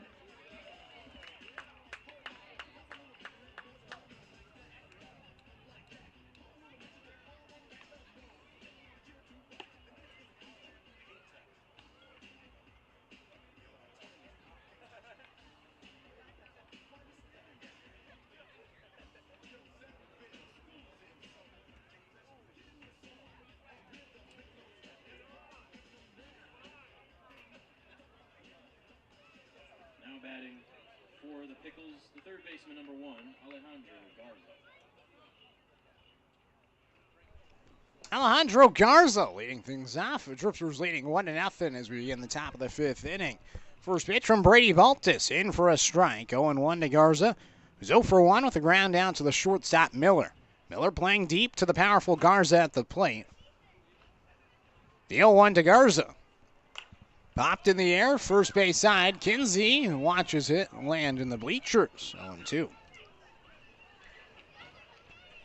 Garza now 1 for 5 to start this year's campaign with the Portland Pickles. Last year was with the Pickles for 26 games and hit .323 with 5 RBIs and 3 doubles out of his first season at Cal Poly, where he continued the success this past spring. Just heading into his sophomore year, the 0-2 to Garza. Popped up, jammed up towards the first base side, and again it goes into the bleachers. We'll do the 0-2 again. So after hitting .323 with the Pickles last year, Garza went to Cal Poly, started 52 games for the Mustangs, had 71 hits, 11 doubles, 28 RBIs for a .346 average just as a freshman. So a pretty good freshman year for the 5'9", 165-pound infielder from Bakersfield. Takes the pitch down and away, 1 ball and 1 strike. Was teammates with Evan Cloyd last season for the Portland Pickles, both of them from Bakersfield, California. Cloyd now with the Wenatchee Apple Sox after 2 years in Portland with the Pickles. The 1-2. Garza takes it down and away, 2 balls and 2 strikes. So there's a couple of Bakersfield bats in the order last year with Cloyd and Garza. Cloyd having a great start with the Apple Sox. I believe I just saw that he was hitting .583 over the past 4 games with Wenatchee. As Garza lines it up the middle and has a leadoff single for the Pickles. Just the 3rd hit allowed by Brady Baltus. And it now puts a runner at first base for Jack Mecha. Mecho to the dish. We'll see if he shows bunt. First time in the situation last inning in the 4th. There's a sac bunt applied by Alex Gouveia.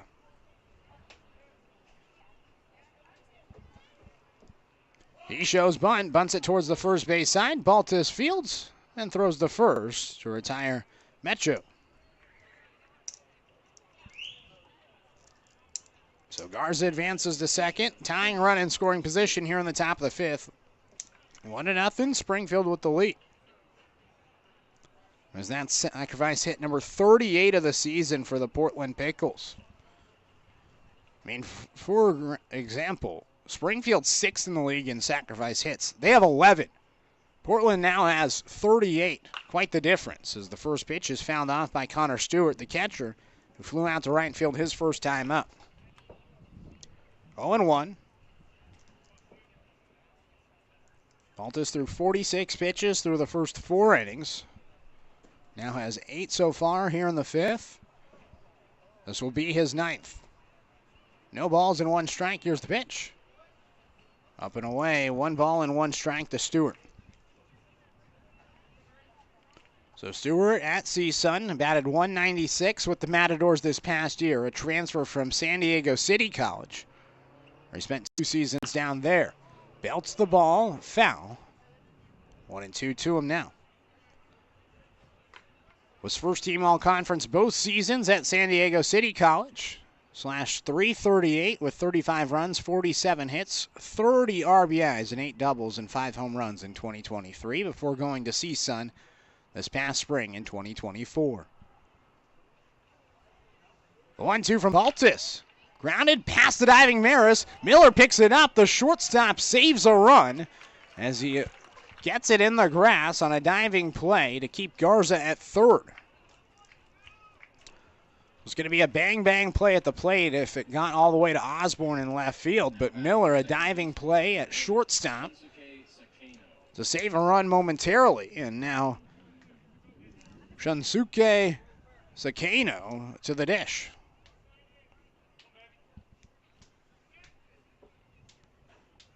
Cooper Jones, the catcher, directing the defense.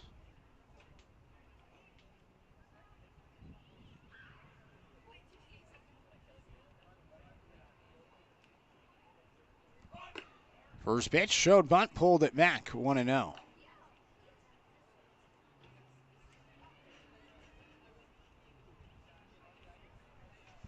So 1 ball and no strikes to Sakano, who walked a couple of innings ago. It was a 10-pitch battle between Baltus and Sakano that allowed the inning to continue for the Pickles. But it only lasted 3 pitches after Baltus issued his first walk. He came back with a 3-pitch strikeout. The 1-0 is bunted foul behind the plate. 1 ball and 1 strike. Pickles looking for a squeeze play here. So runners on the corners, 1 out in a 1-0 game here in the top of the 5th. Baltus looking for another goose egg. His offense gave him 1 run in the 2nd. No insurance since. The 1-1. Looked at for a strike, able to paint the upper outer corner. 1-2. Nice pitch selection for Baltus. Tough place to hit a ball for the left-handed hitter in Sakano. Sakano, the lefty, standing at the back of the box. Glares in to Baltus and looks at the 1-2 outside. 2 balls and 2 strikes. Drifters have already turned 1 double play. Would love to turn their 2nd in this situation. Middle infield playing at double play depth. 2-2. Grounded off of Baltus. Goes to Mullins, the second baseman. Flips to Miller for 1. The throw to first. Not in time. And it allows Garza to come in and score. Almost a great play to turn 2 and save a run. Instead, it's an RBI fielder's choice ground out as Sakano is able to leg it out and allow Garza to come in from third as the ball was rocketed off of Baltus. 90 miles per hour off the bat, right back to the pitcher. And he did a good job at least putting his body in play to slow it down and allow Mullins to play at second. So Stewart's out at 2. First pitch in for a strike to Patrick Keegan. Scratch it, Alex Overbay now batting.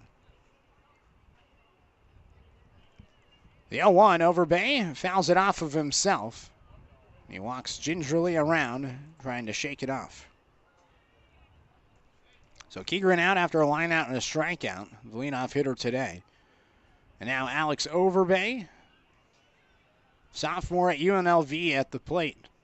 Originally from Tumwater, Washington, the Olympia area. 6'3", 215 pounds. He's been a two-way player for the Pickles this season, batting just .196 with 9 hits and 46 at-bats. No balls and 2 strikes. The pitch from Baltus. Looked at outside. 1-2.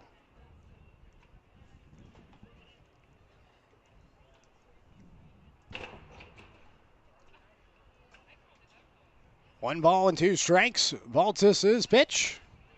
In for called strike 3. Overbay goes down looking. Baltus picks up his second strikeout, but not before 1 run can come in on 2 hits. 1 left stranded, no errors defensively. Halfway through this game, we're tied at 1. And at the bottom of the 5th here on the Drifters live stream.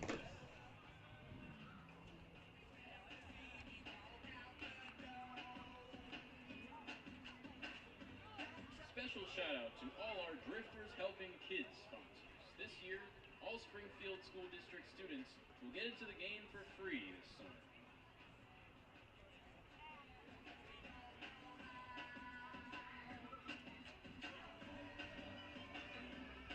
Do you want to be like a drifter?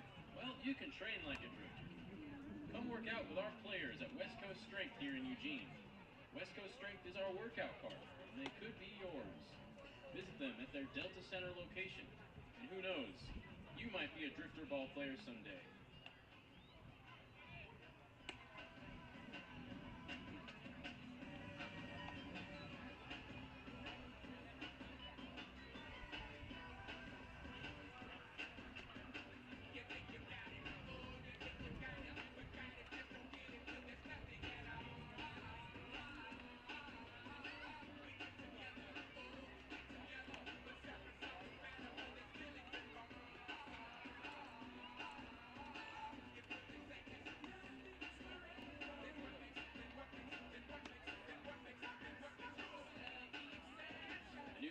For the Portland Pickles.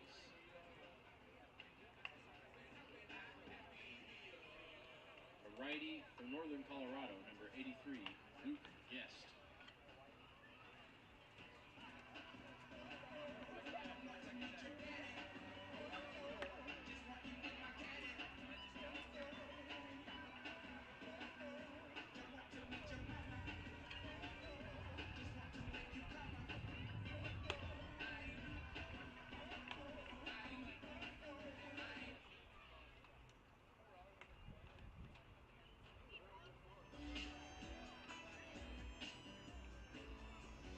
Batting for your Drifters, the right fielder number 30, Garrett Cooper.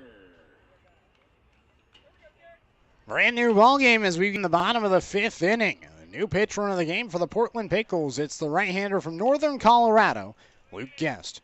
First pitch to Garrett Cooper, the 2-hole hitter, is taken outside, 1-0. Elijah Maris, Andrew Ghana on deck and in the hole respectively in this 1-1 ball game. Pickles able to even up in the top half of the inning. Drifters looking to respond here on the bottom of 5. As Cooper takes down and away, 2 balls and no strikes from Guest. Yes, 6'4", 208 pounds from Fort Collins, Colorado. Comes in for the starter, Dylan Smith. His teammate at Northern Colorado as Cooper deposits one into center field for his second hit today. A 2-for-3 start for the 2-hole hitter. And a leadoff single puts a runner at first for Elijah Maris, who singled his last time up. Drifters now with 6 hits this afternoon. After the Drifters got 5 hits off of Dylan Smith in 4 innings. Smith allowed 1 run. It was unearned. With no walks, 4 strikeouts, and 70 total pitches. Cooper already with 1 stolen base today. Dives back towards first. Overbay covering at the first base bag. Guest keeping an eye on him. Guest a transfer from Neosho Community College. Now playing at University of Northern Colorado, where he had no appearances this past season.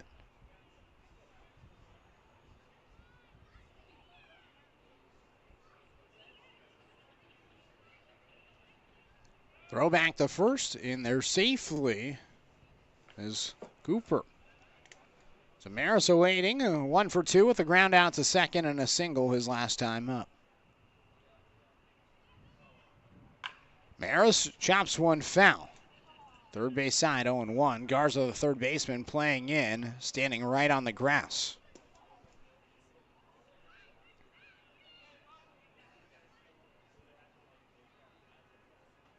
So 1 ball and no strikes with Garrett Cooper taking a big lead off first base. Guest taking his time with Maris getting into the box. 1 ball and no strikes. Throw back to first, and again, Cooper dives back safely. That's something I will say. The Pickles pitchers have been certainly keeping an eye on the Drifters' base runners.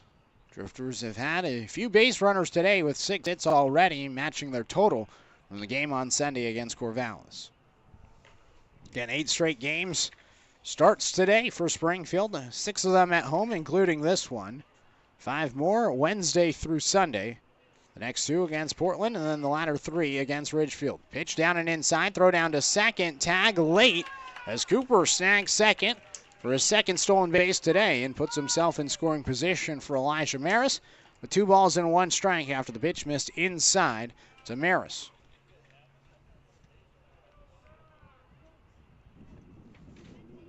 So Maris a chance for an RBI. Runner in scoring position with speed in Garrett Cooper.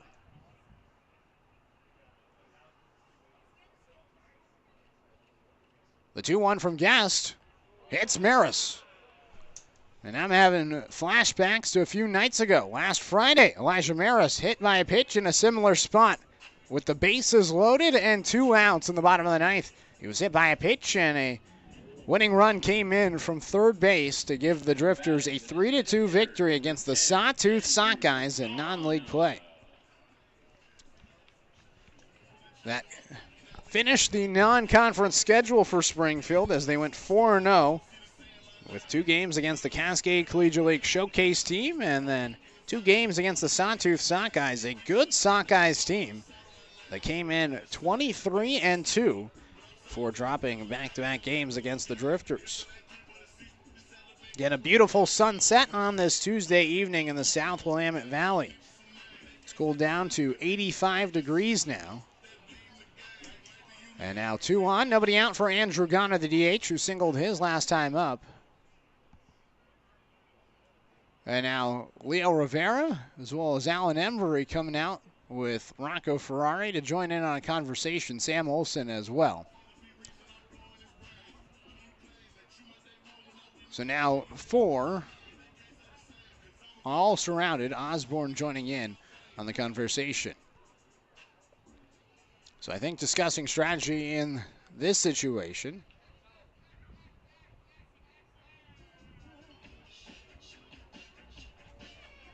So rare offensive meeting. I think discussing what they're going to do with Ghana at the plate, whether or not he's going to show sacrifice bunt. You can always show bunt and then pull it back and have the runners double steal, allowing the third baseman to collapse in, putting a lot of pressure on the shortstop to try to get over to third and cover, with Cooper taking off from second. We'll see if the Drifters do that too.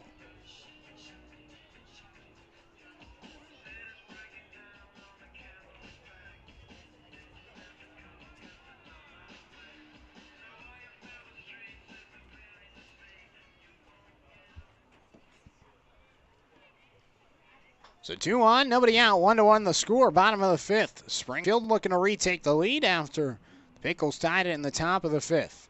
Ghana shows bunt immediately. Garza creeping in from third base. The pitch comes in. Ghana pulls it back, and it's in for a strike, 0-1. So Ghana, the Cal State Northridge product, shows bunt, pulls it back, and we'll see what he does here with no balls and 1 strike. Throw back towards second, and nobody was there. A pump fake by Guest.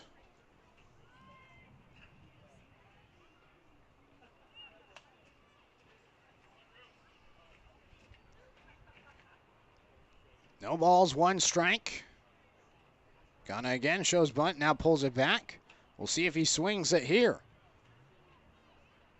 The 0-1. Ghana takes a breaking ball for a strike. Outside part of the plate, now 0-2 to Ghana. So a couple of opportunities to play the small ball just like the Pickles. Instead, Ghana's going to have to battle here with 2 strikes.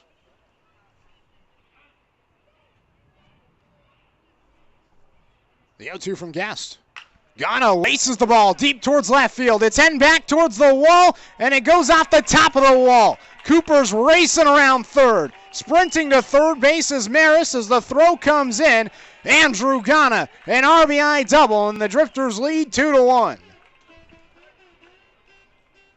Ghana rocketed at 98 miles per hour, 353 feet to left field. And Ghana gets his 5th double of the season to give the Drifters a 1-run lead. Still nobody out here in the bottom of the 5th.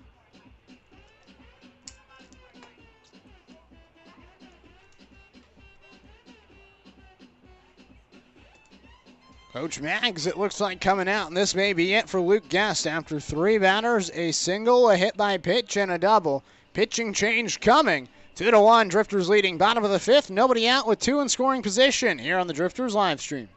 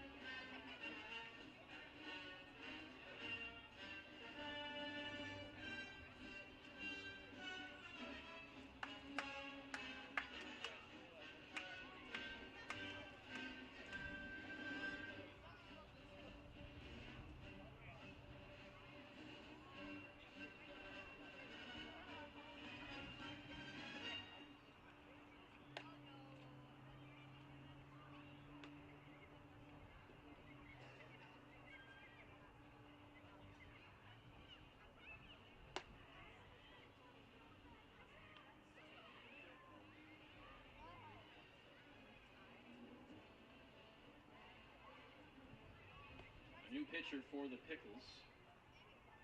A lefty from Brigham Young University, number 47, Nolan Ficklin.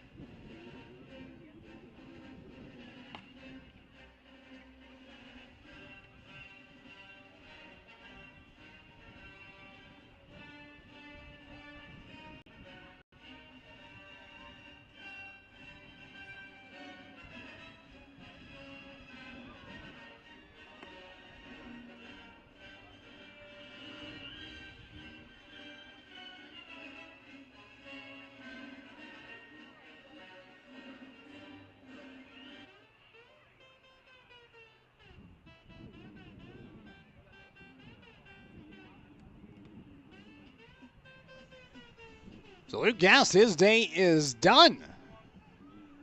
He only faced 3 batters through 10 pitches, allowed 2 hits, 1 run so far. His credit with both the base runners on base. Ghana at second, Maris at third. And a new pitcher into the game, Nolan Ficklin, a lefty from BYU, throws a first pitch in for a strike to Dylan Osborne in this lefty versus lefty matchup, 0-1. 1 hit by pitch, no strikeouts for Luke Guest against the 3 batters he faced, did not record an out. So a short leash for Guest in this 1-run game. Dylan Osborne takes down and away, 1 ball and 1 strike. Osborne 1 for 2 today, a single, a run scored back in the second. Popped up his last time up in the third. Ghana at second after the RBI double off the wall. And Maris at third after his hit by pitch. 1-1, high chopper, first base side, and it's just foul. Late ruling by the home plate umpire Billy Yeager, but did throw up both palms. So Maris retreats back towards third. And the Drifters have a chance here on the bottom of the 5th to really stretch the lead. Nobody out and 2 in scoring position. Trying to put bat on ball with Nolan Ficklin now into the game. The southpaw from St. George, Utah.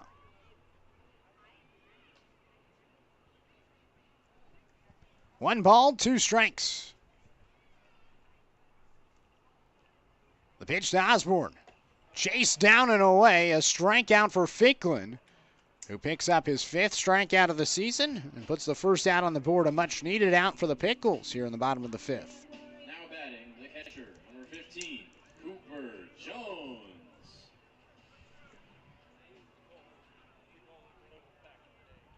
So it brings up Cooper Jones now. The 2 in scoring position. Jones reached on an E4 his last time up and takes the first pitch inside, 1-0. Before that, a single back in the second. Drifters a chance to drive in some more runs here in the bottom of the 5th with Jones, the Washington State product, at the plate. Former All-Mid-Columbia Conference second-team player in high school. Takes the 1-0 for a strike, 1-1. That was during his time at Richland High School. Was ranked the 2nd best catcher in the state of Washington by Baseball Northwest. The 1-1 to the Cougar. Belted way deep towards left field. Heading to the track, off the top of the wall. Gano racing in from third base. Throw goes to second. Cooper slides in safely, as it now looks like Sakano is a little bit shaken up, trying to tag out Cooper with the slide collision play at second. I really thought that Jones got all of it as he hit it off just the very top of the wall. It was launched off the bat 96 miles per hour, 337.5 feet to left, and it just missed being a home run as Jones ends up at second with an RBI double. And it's really hard to hit a home run in this ballpark. About 12 feet walls out in the outfield. But Jones drives in 2 and makes it a 4-1 game as they continue to look now at Sakano. It was a pretty good throw out from left field.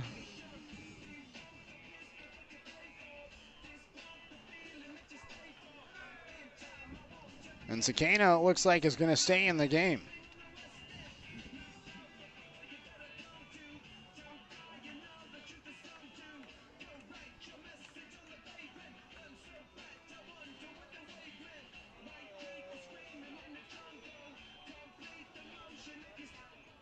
Batting for the Drifters, the first baseman, number 24, Kedron Kinsey.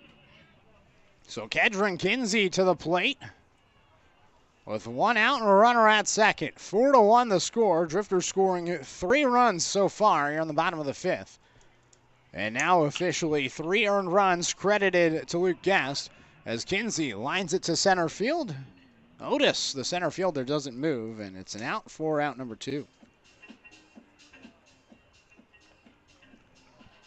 Brings up Andy Miller with a runner in scoring position. 4-1. Drifters with the lead against the Portland Pickles. Again, the Pickles on a 6-game win streak. The Drifters with some momentum, winning 9 of their last 16 after starting the year 3-9. They're now 12-16, trying to crawl closer to 500. And a lot of their games over that stretch have been to the Corvallis Knights.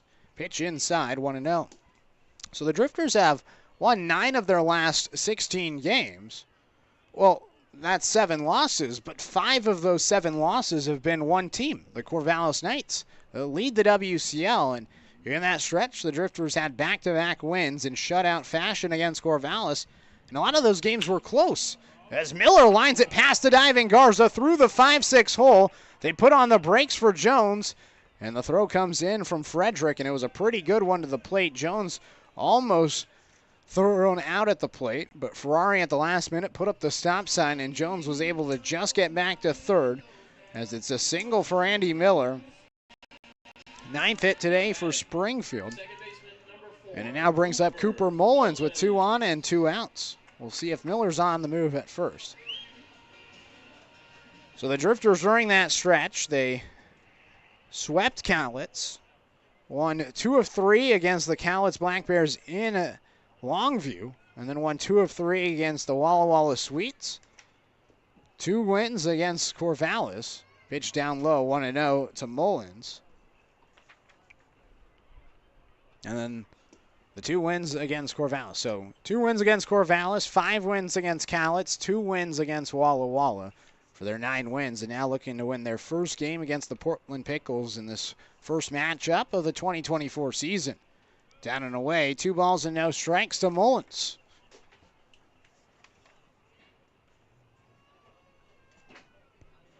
So the Drifters with 3 runs in the bottom of the 5th. The offense certainly has come to play here today. 2-0 to Mullins. Looked at for a strike, 0-1. 2-1. The 8th batter of the inning. And the Drifters struggled with 6 hits in that last game on Sunday against Corvallis. Half of them were in the 9th as Mullins fouls off a pitch at the plate, 2-2. They scored 2 runs on 3 hits in the 9th inning. And 2/3 of the hits were 2 players, Garrett Cooper and Dylan Osborne. A lot more team offensive affair so far today. The 2-2 down low, and it's now 3 balls and 2 strikes to the 9-hole hitter, Cooper Mullins. Hoping to get on base and give it over to Gage Bruce for the 9th batter of the inning. 3 balls, 2 strikes. Fickle and ready, the 3-2. Mullins fouls it away, stays alive, just gets a piece of it. A late defensive swing for Mullins. Lefty on lefty battle against Nolan Ficklin, the lefty heading off to BYU next year after a couple of seasons at the College of Southern Nevada. 3 balls and 2 strikes. The pitch to Mullins. Outside. Miller was running on the pitch and gets the second after the walk to Mullins. Bases loaded. 2 outs for Gage Bruce. Now batting, center fielder, number 19, Gage Cooper Jones at third. Cooper Mullins at first. And Andy Miller at second. So now Gage Bruce, who's 0 for 3. 2 ground outs and a strikeout. At the plate trying to get on base for the first time today. Bruce, a big drive towards deep left center field. Giving chase is Frederick, but calling him off at the last minute is Otis, the center fielder, who makes the catch in the alleyway for the final out. The Drifters score a total of 3 runs on 4 hits, no errors defensively, and 3 left stranded. Heading to the 6th, 4-1. Drifters leading here on the Springfield Drifters live stream. retake the lead 4-1 heading into the 6th. All right, Drifters fans, I'm back on the field with this lovely group of young Drifters fans. They're all going to be doing our umpire impression competition tonight. So they're going to be doing their best impression of an umpire, calling someone out in a super dramatic way. And then we're going to need your guys' help to help us vote for who we think did the best. Are you guys ready? Yes? Okay, what is your name? Jason. Jason, give me your best impression. Right 3, Okay, that's pretty good, pretty good. What is your name? Jonathan. Jonathan, give me your best impression. Right 3, you're out. Nice, nice. Okay, what is your name? Jacob. Jacob, give me your best impression. You're out. Pretty good. What is your name? Brayden. Brandon, give me your best impression. You're out. Wow, okay, that's pretty good. Okay, who thinks Brayden did the best? Okay, okay. What about Jacob? What about Jonathan? What about Jason? All right, I think Jason is our winner tonight. Yeah, give it up for Jason. Give it up for Brayden, Jonathan, all of them. Good job, guys. All right.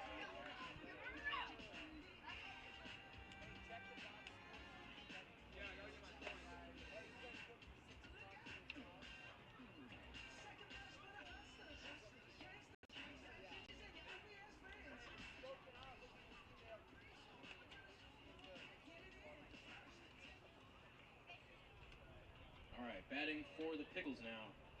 The center fielder, number 24, Carter Frederick. So Brady Balt is still out there to begin the 6th inning. 4-1 the score. His offense helped him out in the bottom of the 5th, and now a ground ball to Carter Frederick to the shortstop Andy Miller. Throw across in time. 1 pitch, 1 out to begin the 6th inning for Brady Baltus. He's working now his 3rd time through the order. The right-hander from New Mexico State, 66 pitches through the first 5. Now 67 through the first 5 1/3. Brings up Alex Gouveia. Gouveia, right-handed hitter so far, grounded into a double play and had a sacrifice bunt his last time up. First pitch from Baltus. In the zone for a strike, able to paint it on the black on the outside part of the plate. 0-1 to Gouveia. Right-handed hitter from Manteca, California at UC Davis now. The 0-1 to him.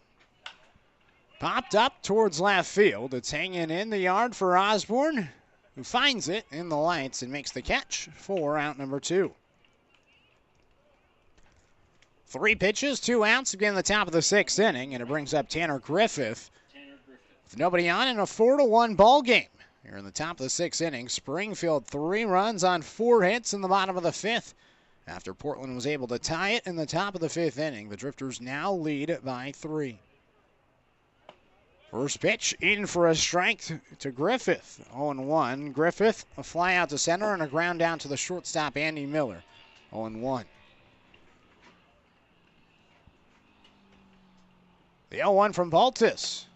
Looked at for a strike, able to paint the outside part of the plate once again. No balls and 2 strikes. Baltus looking for a quick 1-2-3 inning and a strikeout. The 0-2. Bounces in, 1-2, he doesn't get it. I'll have to throw another pitch.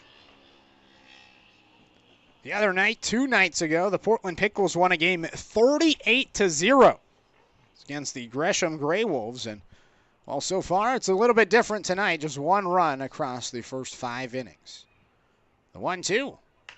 Reached for, popped up towards left field, giving chase is Miller, and nobody can get to it in the Bermuda Triangle as Osborne Fields flips over to second, and no pick and tag by Mullins, as into second with a double is Tanner Griffith on just a bloop ball to left field.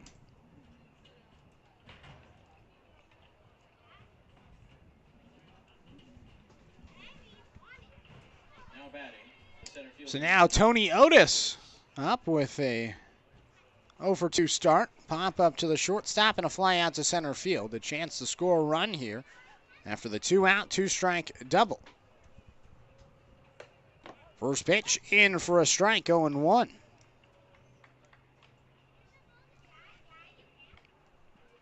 So Griffith at second. It's a Pickles team that is 9th in the WCL in doubles. The 0-1 down low, 1 ball and 1 strike.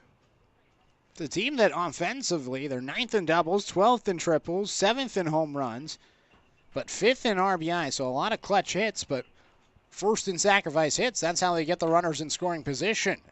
They're able to generate runs manually as Baltus comes into the zone for a strike. 1 ball and 2 strikes. Baltus working out of the stretch. Delivers the 1-2. That's popped to foul.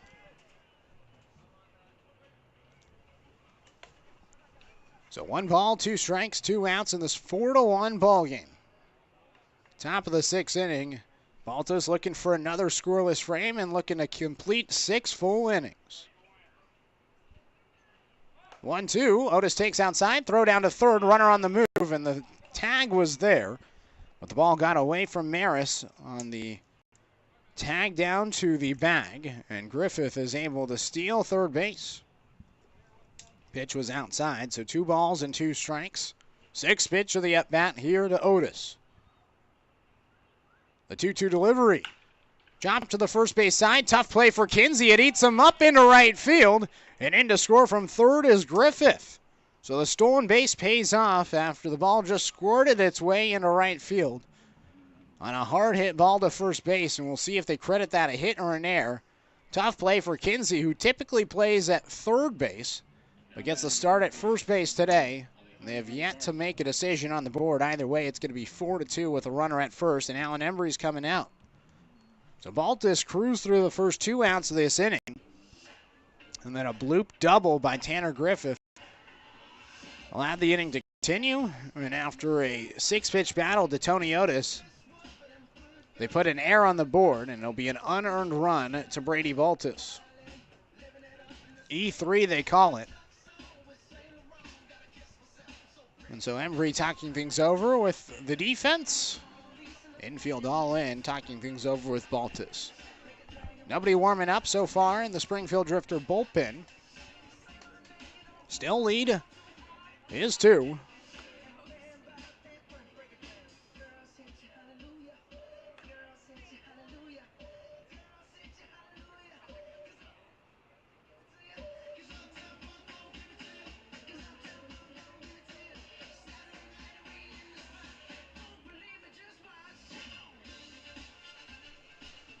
So now Alejandro Garza, who's 1 for 2 at the plate, singled and scored the lone run last inning for the Pickles.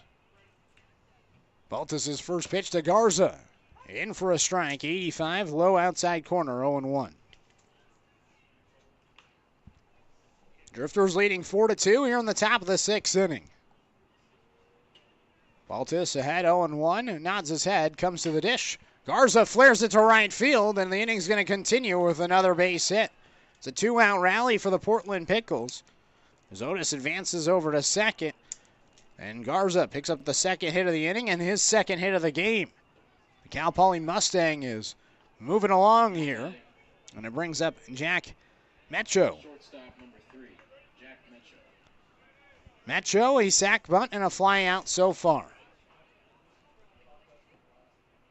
First pitch, Mecho. Swings and misses at a pitch down and away, 0-1.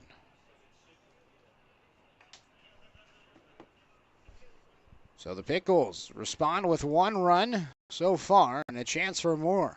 The 0-1 bounces down and away, 1 ball and 1 strike. Inning was able to continue after the error by Kedron Kinsey. The typical third baseman now playing at first base today.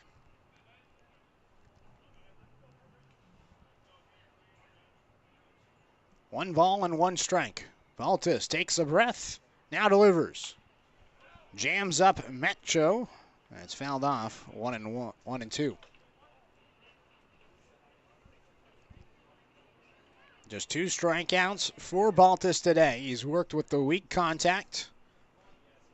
Gave up 1 earned run for the first time this season after 11 innings of scoreless baseball entering today. The 1-2 just misses. Now 2 balls and 2 strikes. So he's only given up 1 earned run so far through 16 2/3. Going to make it 17 and a flat as this is popped in the air towards the right side. Drifting foul, and it lands foul out of play.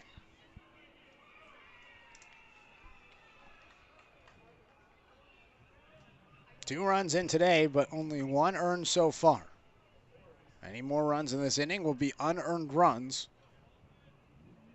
And Baltus, the transfer from Lynn Benton Community College, now at New Mexico State, just a strike away from completing 6.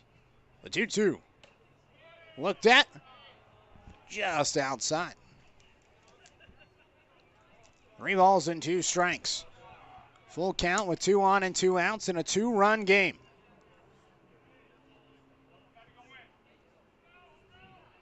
Payoff pitch. Called strike 3. Baltus fired up as he's able to fire 86 on the low outside corner and rings up Mecho for his 3rd strikeout. Heading to the bottom of the 6th inning, 4-2 the score after the Pickles score 1 run on 2 hits, leave 2 stranded and 1 error defensively for the Drifters. 2-run game, end of the bottom of the 6th here on the Drifters live stream. 2 hits, 1 run, 2 left on for the Pickles. As they make it Drifters 4, Pickles 2, heading into the bottom of the 6th.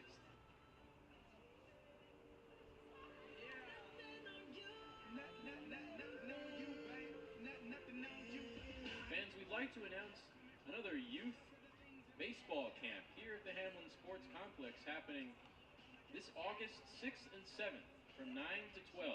We always love putting these camps on. Ages 6 to 14 are eligible for this camp. $70 for 2 days, $40 for 1 day. We'd love if you could bring your child to this camp. Always a fun time.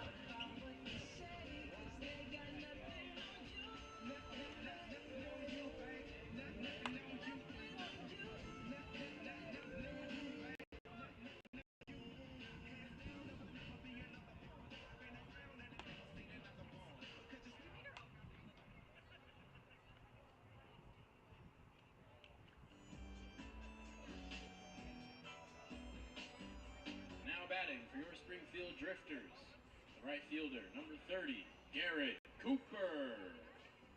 4-2 the score as we begin the bottom of the 6th inning. Drifters leading by 2 as the first pitch from Nolan Ficklin comes in for a strike to Garrett Cooper, 0-1. Cooper 2 for 3, 2 singles and a strikeout. The 0-1, Cooper looks at it and is in for a strike, 0-2. So Garrett Cooper back on track.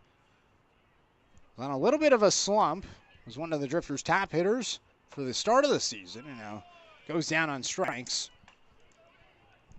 Needless to say, though, back-to-back 2-hit games for Garrett Cooper after a 2 for 4 day on Sunday against Corvallis. Now 2 for 4 with a run scored and 2 singles to start this one against the Pickles. Ficklin picks up his second strikeout on just 3 pitches, and it now brings up Elijah Maris. 1 for 2, a single and a hit by pitch with a ground out. Takes the first pitch outside. 1 ball and no strikes to Maris. Ficklin winds the 1-0. Down and away, 2-0. So Ficklin, originally from St. George, Utah, heading back to the Beehive State after 2 seasons at the College of Southern Nevada, transferring to BYU. 2-0, popped in the air, out of play. Going to be playing in the Big 12 next season is Ficklin, who so far has now appeared in 5 games with a 3.60 ERA. Only 5 innings pitched prior to this one. Longest outing was 1 2/3. Looking to complete 2 fully for the first time this year here this inning. Maris pops up the 2-1. It's out of play. 2 balls and 2 strikes. Thank you guys again for joining us today on the Drifters live stream. Hope you're enjoying it. Staying cool on this warm evening on a Tuesday. Matt Jarecki, happy to be with you guys this afternoon. Late start tomorrow. Should be back on track. 6:35 start at Hamlin Sports Complex. 2-2 outside, 3-2. I have not been told that we are going to push the game later once again. Tomorrow it's going to be a little bit cooler, not as cool. Today the high in Springfield was 103. Maris pops it up, first base side, racing after it, and making the catch is Alex Overbay for out number 2. Tough play against the netting, and Overbay was able to track it down. So 9 pitches, 2 outs, and it brings up Andrew Ghana, who ripped the double off the wall last inning. He's now 2 for 3 with the double, RBI, and a single. But today was 103 degrees in Springfield. Tomorrow, just 92 degrees. Warmer than we're used to, but cooler than today. Ghana takes a pitch in for a strike, 0-1. And so, with the 92-degree heat, I believe we're still going to play at 6:35, which, according to my phone app, it's supposed to be 89 at first pitch at 6:35. Who knows? They might push it again. Ghana grounds it foul, right to Rocco Ferrari. Great form from Rocco Ferrari, the third base coach. Got down and formed the triangle to field the ground ball between his legs. No balls and 2 strikes with 2 outs in this 4-2 game. Ficklin's pitch. Ghana swings and drives it towards center field, but it's staying in the yard. Otis under it towards left center, and he makes the catch for the final out. Quick inning for Ficklin. Throws 12 pitches and gets 3 outs. 3 up, 3 down the Drifters go as we go to the 7th. 4-2 the score here on the Drifters live stream. Score still 4-2, Drifters in front as we head to the 7th.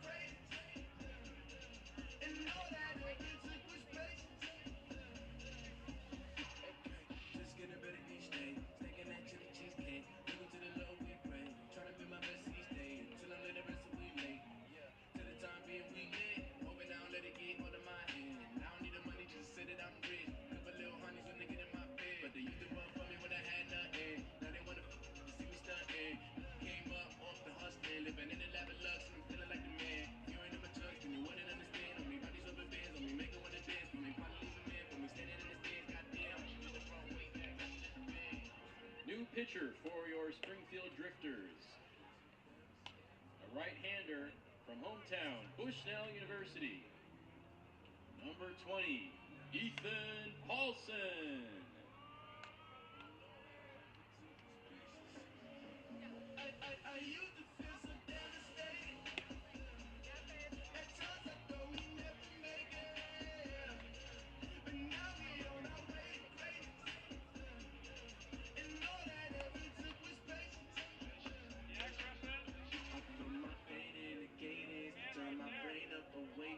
Now we flowing and sailing, so just go with the feeling. Baby, soak up the vibe. Let's roll some dope or get high. We gon' blow smoke in the sky till we can open our eyes.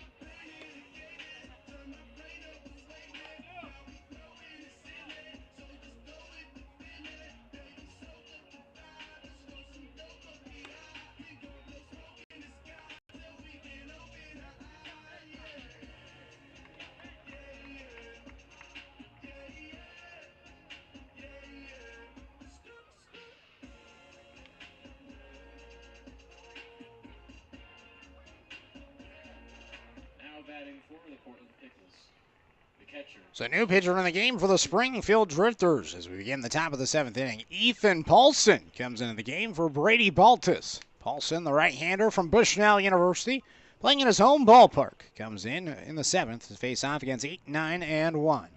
First pitch to Connor Stewart. Misses down low, 1-0. So Stewart, Sakano, and Overbay do up for the Pickles in this 4-2 ball game as we begin the top of the 7th inning. 1-0 from Paulson. Up and inside. 2 balls and no strikes to Stewart. Paulson comes in for Brady Baltus. 6 innings pitched, 6 hits, 2 runs. Only 1 was earned with a walk and 3 strikeouts on 88 pitches. 6 complete for Baltus. Pop up on the 2-0 first base side, and it goes just out of play. Kinsey was racing after it. Couldn't find it as it landed in the bleachers. 2 balls and 1 strike. So Paulson comes in for the 3rd time this season for Springfield. He has not given up a run in a total of 3 innings pitched with 3 strikeouts, coming off a 2 strikeout, 2 perfect inning performance against Cowlitz. And gets a swing and a miss from Stewart. Evens it up. 2 balls and 2 strikes. Paulson, the big 6'3", 210 right-hander from Bushnell, delivers, and it's grounded under the mitt of Maris, the third baseman, into left field. Maris got down on his knee trying to pick the ball, and it just escaped under the mitt, and they put it as an error. So an E5, the second error today, and these two teams that both came in with top 3 defenses. The Drifters with a 974 fielding percentage compared to the Pickles 976. Both teams have 2 errors. First pitch upstairs to Shunsake Sakamo. And Sakano now batting with the runner at first. 1 ball and no strikes from Ethan Paulson. 1-0. Grounder up the middle. Miller gets down on his knee, taps on the second base bag, throws the first double play. Andy Miller once again. The studded defensive shortstop turns 2 with just 1 crack of the bat. Second double play today by the Drifters defense. Just like that, the error is eliminated. Nobody on, 2 outs. And it brings up the top of the order in Alex Overbay. Overbay up for the second time. Came in as a defense replacement back in the 4th. Takes the first pitch for a strike, 0-1. His first time up 2 innings ago in the 5th. Went down on strikes looking. The 0-1. Down and away from Paulson, 1-1. Drifters leading 4-2. Going to stay in front by 2. The 1-1 from Paulson. Breaking ball, just a piece of the bat hit the ball. 1-2.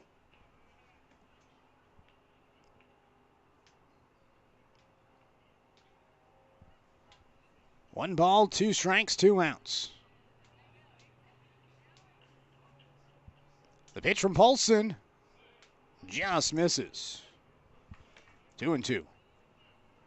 Paulson, a former starter at Bushnell, came out of the bullpen a bit more this past year in 2024 and finished with a 2.57 ERA. And gets a backwards K. Overbay down on strikes. Paulson, a 1-2-3 inning. We're heading to the bottom of the 7th. Time to stretch. 4-2 the score. Springfield with the lead here on the Drifters live stream. No runs, no hits. As we head to the middle of the 7th, Drifters up 4-2.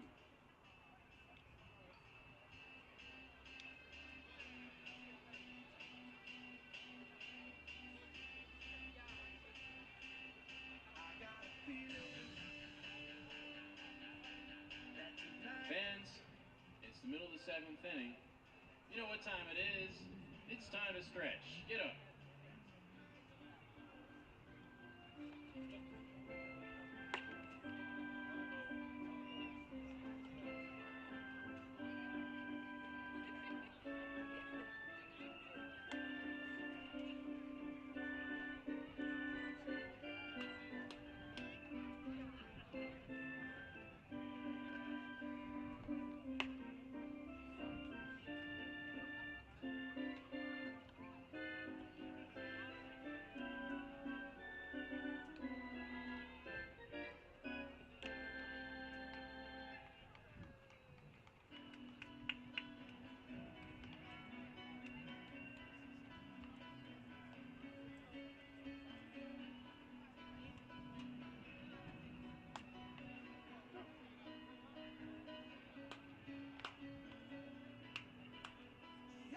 Quick reminder, fans, the concessions will be closed at the end of this inning.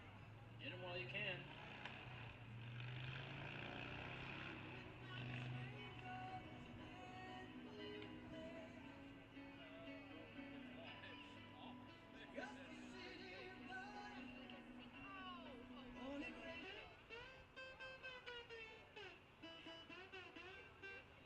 Now batting for your Drifters, the left fielder number 41, Dylan Osborne. Bottom of the 7th inning, 4-2 the score. First pitch to Dylan Osborne. Comes in for a strike, 0-1. Noah Ficklin still out there on the mound. His longest relief appearance this season. He's thrown 2 complete so far. The lefty deals and fires in a strike to Osborne and gets ahead 0-2. Osborne a strikeout swinging. His last time up. Before that, a pop-up and a single. As one of the 4 runs that have come in today for Springfield. As Osborne looks at a pitch that just misses outside. 1-2 from Ficklin. Future BYU Cougar. Ficklin shakes. The southpaw winds. The 1-2. Grounder up the middle. Going to be a tough play for Metcho, and it finds its way into center field. So Dylan Osborne, another 2-hit day. Now has 3 straight 2-hit performances. If you count the non-league games against the Sawtooth Sockeyes. In league play, though, back-to-back after the 2-for-4 day against Corvallis with the double and RBI on Sunday. And now 2-for-4 with a run scored.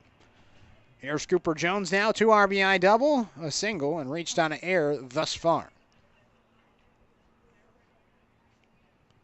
First pitch, down and away, 1-0. Drifters have been aggressive on the base paths today. Getting more like themselves back at the start of the season. Corvallis and their defense really kept the Drifters at bay on the base paths. But it was a team that was top 3 in the WCL for a good quarter of the season before those 6 games against the Corvallis Knights saw their success rate and stolen base attempts significantly drop. Jones shows bunt, bunts it to the third base side. Tough play for Ficklin. It goes off of his mitt, and there's no play at first base. A perfect bunt single for Cooper Jones, who's now 3-for-4. And it puts 2 on with nobody out for Kedron Kinsey.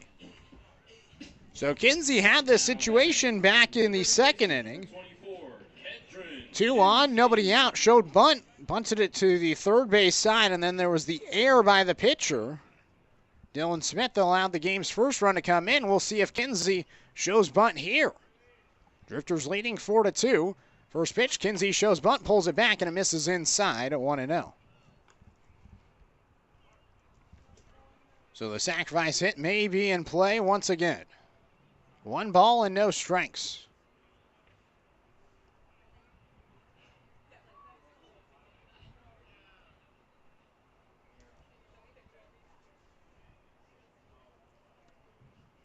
The 1-0. Kinsey shows bunt, bunts it back to Ficklin, who spins, throws it to second, and one-hopped it towards the shortstop, Metco, who could not field the ball. And so, same situation. Kinsey comes up, a fielder's choice play that probably should have been made, but it is not on the bounced ball, a misfire by the pitcher.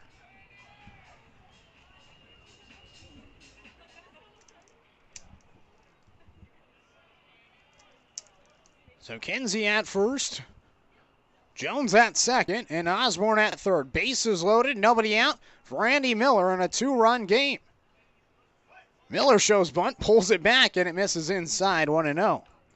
Maybe a little bit aggressive, trying to have the suicide squeeze with the bases loaded and the force out at the plate.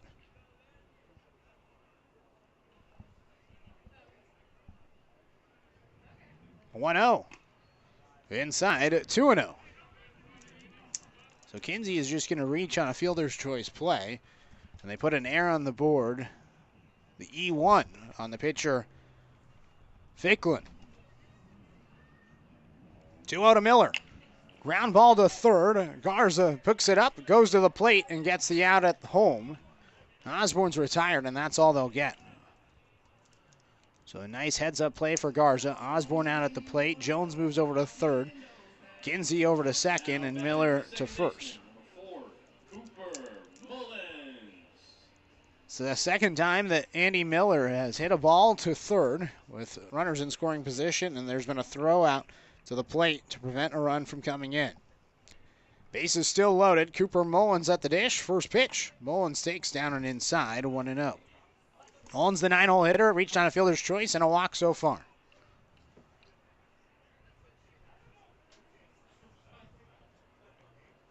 One ball and no strikes. The pitch. Mullins takes a strike. 1-1.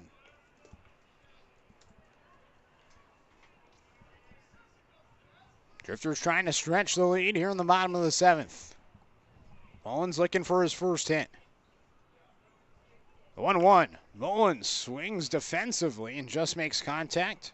Fouls it off to the third base side, 1-2. Pickles looking to get out of this bases loaded, nobody out situation without surrendering a run and give their offense a chance in the 8th and 9th. Only down by 2.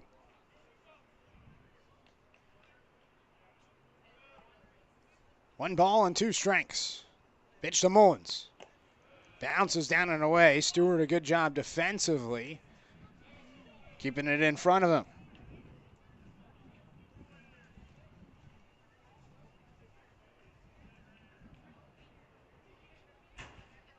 Two balls and 2 strikes. Outside. 3-2. So Mullins, the second season with the Springfield Drifters, known for his on-base percentage, which sits at .440 right now. Patient hitter at the plate with 4 walks already this season. 3-2 to him. Chops it to the left side. Fielding it is the shortstop, Metco. The throw to first on the relay from Sakano is late, and Mullins legs it out to beat the throw and allow a run to come in and score. And Cooper Jones, as the Drifters extend the lead back to 3, it's 5-2. Center fielder, number 19, Gage Bruce. So Kinsey moves to third. Miller out at second, and Mullins at first. Runners on the corners for Gage Bruce, the top of the order. Bruce hitless, now 5th time through the order. Leadoff hitter takes strike number 1. 2 groundouts, a flyout, and a strikeout so far for Gage Bruce. Drifters with 5 runs on 11 hits. They certainly could have had more so far in this game. Need a clutch here.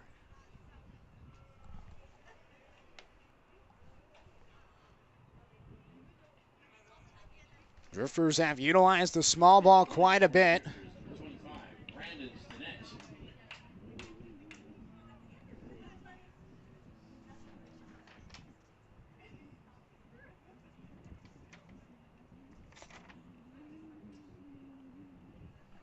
Now Brandon Stinnett into the game to pinch run for Cooper Mullins. Takes off on the first pitch. Bruce fouls it away. Now 0-2. So the second pitch into Bruce. First pitch in with Stinnett at first base. Stinnett, the product from Seattle University. It's a second baseman and will probably remain in the game on the other half of this inning. The 0-2. Bruce flares it towards the right side. Long sliding play by Sakano as he makes the catch and ends the inning. But not before Springfield can score 1 run on 2 hits, 1 error, 2 left stranded as we head to the 8th. 5-2 the score. Drifters with the lead here on the Springfield Drifters live stream. They take a 5-2 lead.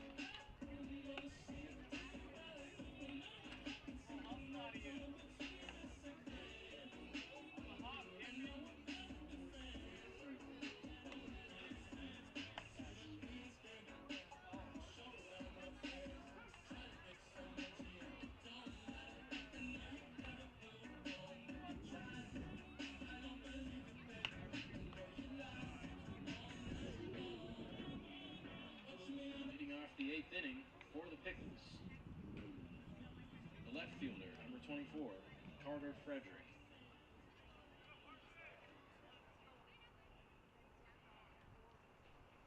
So Ethan Paulson still out there now with a 3-run lead.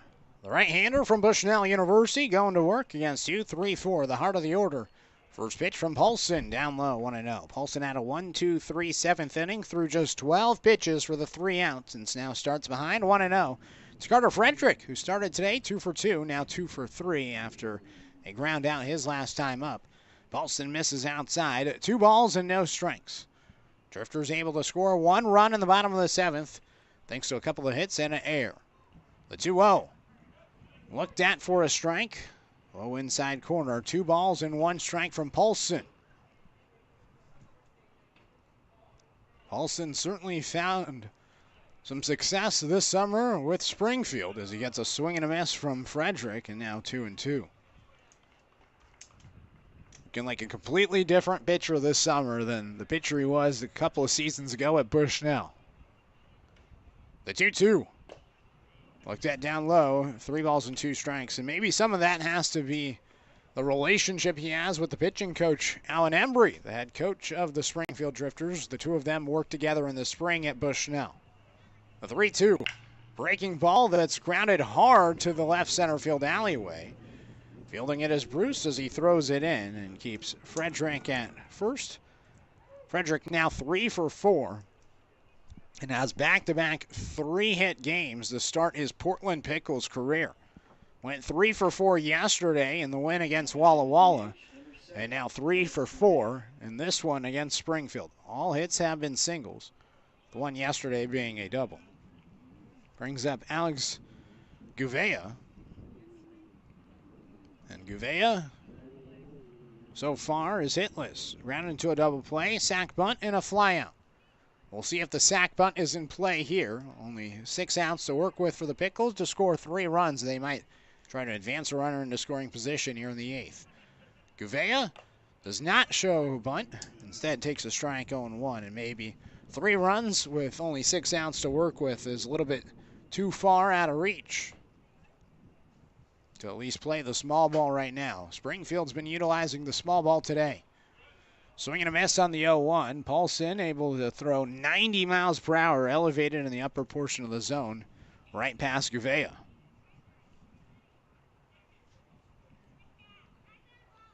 No balls and 2 strikes. Pitch from Paulson. Looked at. Just outside, 1-2.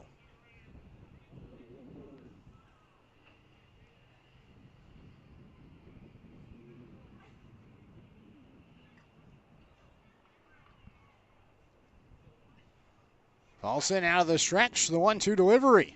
Chased down and away. And a strikeout as Gouveia goes down swinging. Paulson, a filthy breaking the ball down and away, and the right-handed hitter Gouveia was searching for it.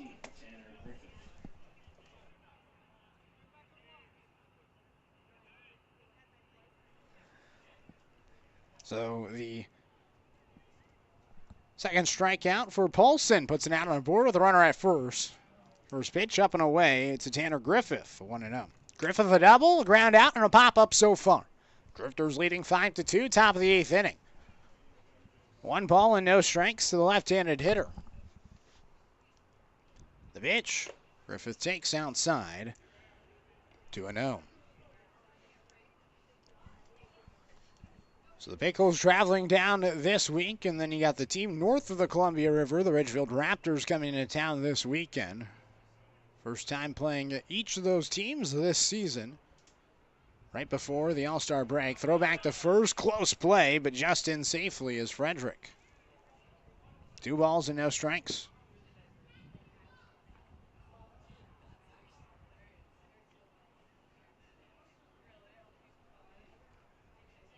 Two balls and no strikes.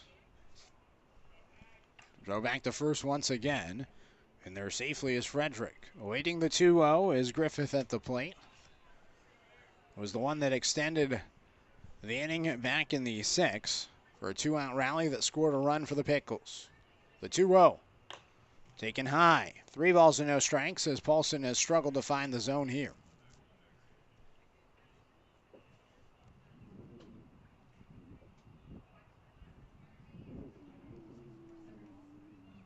Paulson looks towards first and now comes set at the waist. A 3-0. Looked at for a strike, 3-1.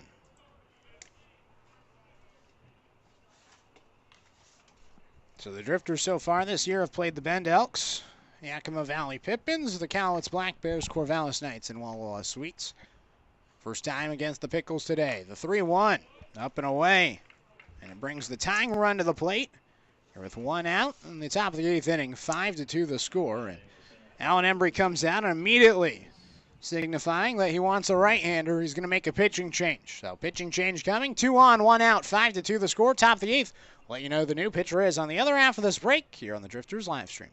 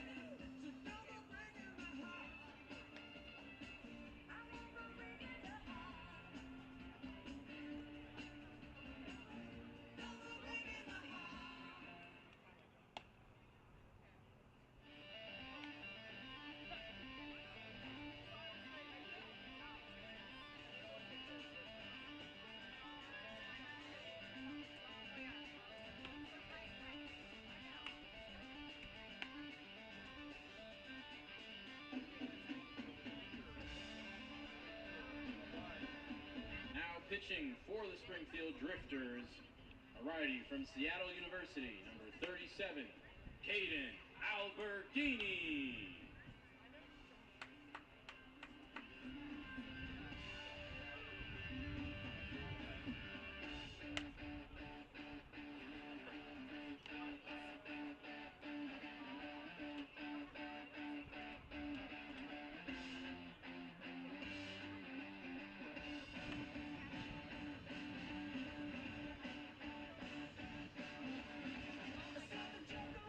Five to 2 the score, 1 out in the top of the 8th inning. Drifters leading by 3. Antoniotis coming to the plate with runners at first and second. It's been a Portland Pickles team that has sacrificed themselves a lot today. So far, a couple of sacrifice hits, and in this situation with 5 outs to work with to score 3 runs, it'll be interesting to see how much small ball the Pickles will use. It's typically how they generate their runs, as they're not the strongest in the WCL in doubles, triples, and home runs. They score a lot of their runs via sacrifice hits and RBI hits after the sacrifice bunts. First pitch in for a strike to Tony Otis, 0-1. Otis, a pop-up, a fly-out, reached on an air so far today. Drifters looking at turn 2 as the new pitcher, Caden Alberghini, the right-hander from Seattle, comes in this 2-on, 1-out situation as Ethan Paulson exits. The 0-1, Alberghini misses down and away. 1 ball and 1 strike. Ethan Paulson, 1 1/3 innings pitch. 1 hit, no runs, a walk and 2 strikeouts, 27 total pitches for Paulson.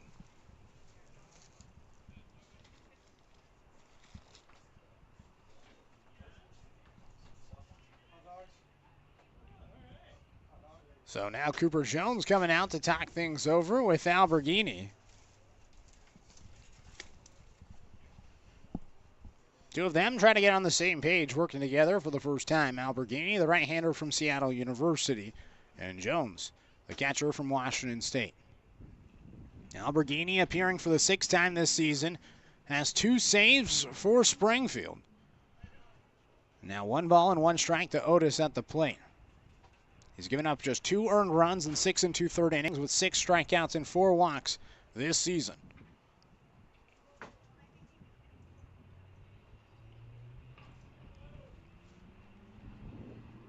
One ball and 1 strike. Pitch from Alberghini. Bounces in. 2-1. Alberghini, 6'5", 245 pounds. Mechanical engineering major at Seattle University. Come set. 2 balls and 1 strike. Drifters looking at turn 2. The 2-1. Swing and a miss. Alberghini able to elevate the fastball. Blows 87 outside the zone. And Otis chases. 2 balls and 2 strikes. Stinnett has remained in the game as the second baseman for Springfield. Drifters trying to turn 2. 2 balls and 2 strikes. Pitch from Alberghini. Swing and a miss. A strikeout. Pumps 90 past Otis. And a strikeout for out number 2. So it brings up Alejandro Garza, who's 2 for 3 with 2 singles. Pickles with 2 runs on 7 hits, 3 errors defensively. Drifters today, 5 runs on 11 hits, 2 errors defensively. It's been an error-filled game by 2 of the league's top defenses. Both teams top 3 in fielding percentage entering today. First pitch to Garza. Slider in for a strike, 0-1. So Alberghini had an 8.41 ERA this past year in 16 appearances out of the bullpen at Seattle. Looking for a stronger summer, and it's been a better start. The 0-1. Garza slaps it foul, and Alberghini gets ahead 0-2. Strikeouts up this summer. Now 7 strikeouts and 7 complete for Alberghini. Going to add another one here, ahead 0-2 to Garza, the talented incoming sophomore to Cal Poly San Luis Obispo.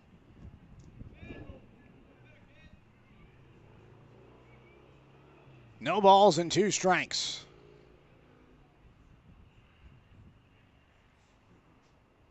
Alberghini looks the second to the plate. The pitch, down and away. 1-2, looking for a swing and a miss on a ball chased down and away. Garza did not offer. Just Garza's second game with the Pickles after his impressive 323 seasons a year ago with Portland, in which he had a total of 6 hits in 5 games against the Drifters.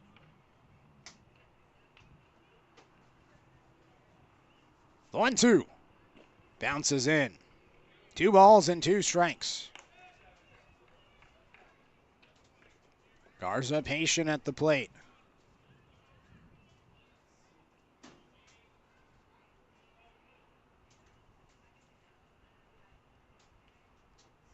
Two balls and 2 strikes.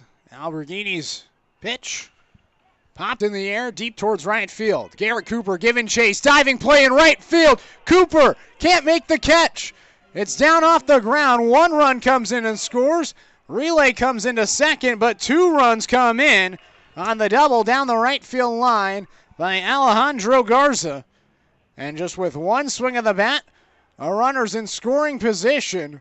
And it's the tying runner in scoring position as it's 5-4. Cooper almost had it. It looked like he caught it, and then as soon as he made contact with the ground, the ball squirted free. And the Pickles back within 1 here in the top of the 8th. Frederick comes in from second. Griffith comes in from first. And now the tying run in scoring position as the first pitch is fouled off by Jack Metko. 0-1 to Metko.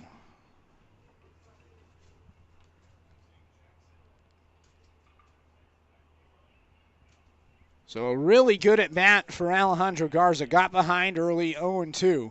Battled back, evened it up, and then had the fly ball to right field that just dropped fair to score 2 runs and put himself in scoring position to tie this game. Drifters still leading by 1. The 0-1. Swing and a miss by Metko. And it's now 0-2 from Alberghini.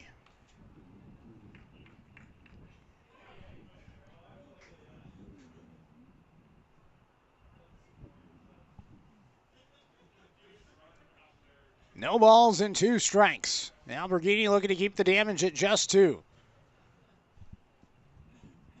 The pitch. Looked at low. Just misses the low outside corner to Metko. 1 ball and 2 strikes to Metko.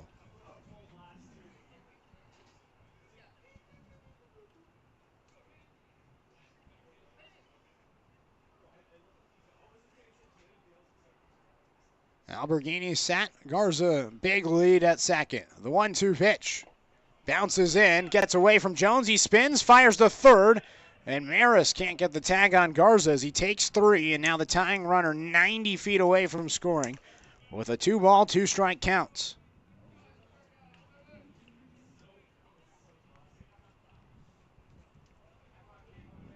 Metko at the plate.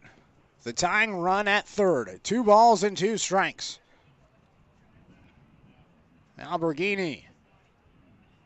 His 2-2 pitch. Looked at just low, below the knees. 3 balls and 2 strikes. With 2 outs and the runner at third. 5-4, Drifters leading.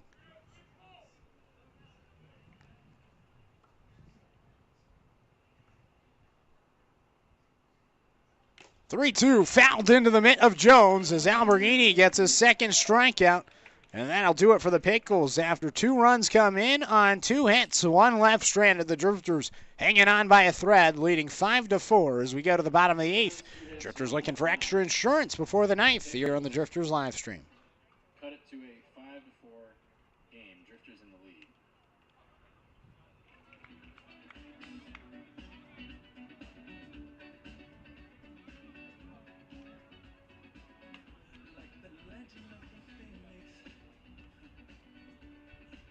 All right, today's attendance is officially 256.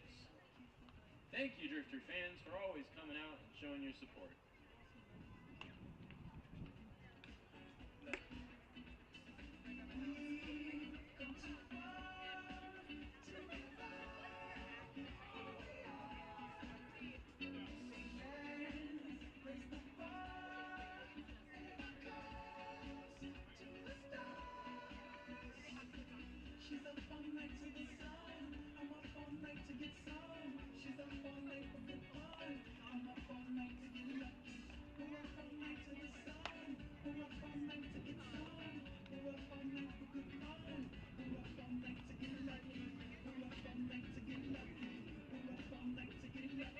pitcher for the Portland Pickles.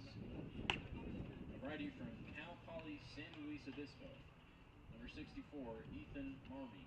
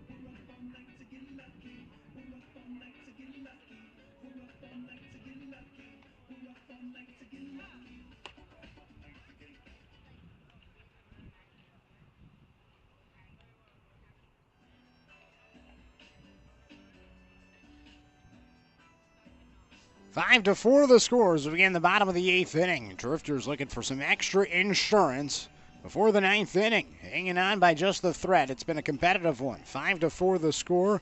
2 runs coming in for the Pickles in the top of the eighth inning. And now batters 2, 3, and 4. The heart of the order due on for the Drifters here in the bottom of the eighth. Garrett Cooper, Elijah Maris, and Andrew Ghana. So here's Garrett Cooper. 2 for 4 today so far. 2 singles and 2 strikeouts. New pitcher in the game, a right-hander, Ethan Marmey. First pitcher to Cooper, 94 miles per hour. That's fouled off behind the plate. As Marmey is able to elevate in the upper portion of the zone, right over the heart of the plate. 0-1 to Cooper. So Marmey comes in for Nolan Ficklin, who had 3 innings pitched, 4 hits, 1 run, 1 walk, 2 strikeouts, 50 total pitches for the southpaw. The 0-1, Cooper, chopper to the second baseman, Sakane. Throw over to first, and Sakano's throw over to first is in time to retire Cooper. Brings up Elijah Maris. 1 out, nobody on, 5 to 4 the score. Portland, they're going to have batters 8, 9, and 1. Connor Stewart, Shunsuke Sakano, and Alex Overbay, 2 up in the top of the ninth. First pitch to Elijah Maris.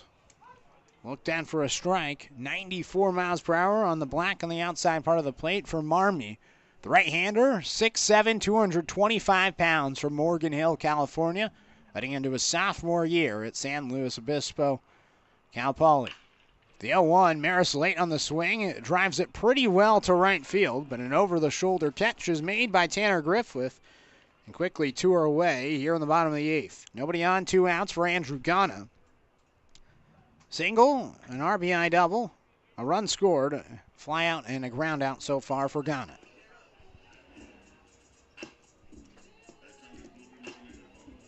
Now batting the DH, number 10, Andrew Ghana. So Ghana in a big battle of big men, 6'7" versus 6'4". As the big right-handed hitter digs in, trying to extend the inning and maybe extend the lead. 1 run, a little dicey with the Pickles in the way that they play small ball, but Ghana swings and pops it up to right field. Griffith circles under it and makes the catch. It's a 5-pitch inning for Ethan Marmey. And we'll head to the ninth inning with the Drifters just leading by 1. 5 to 4 the score here on the Drifters live stream. Pickles go down in order.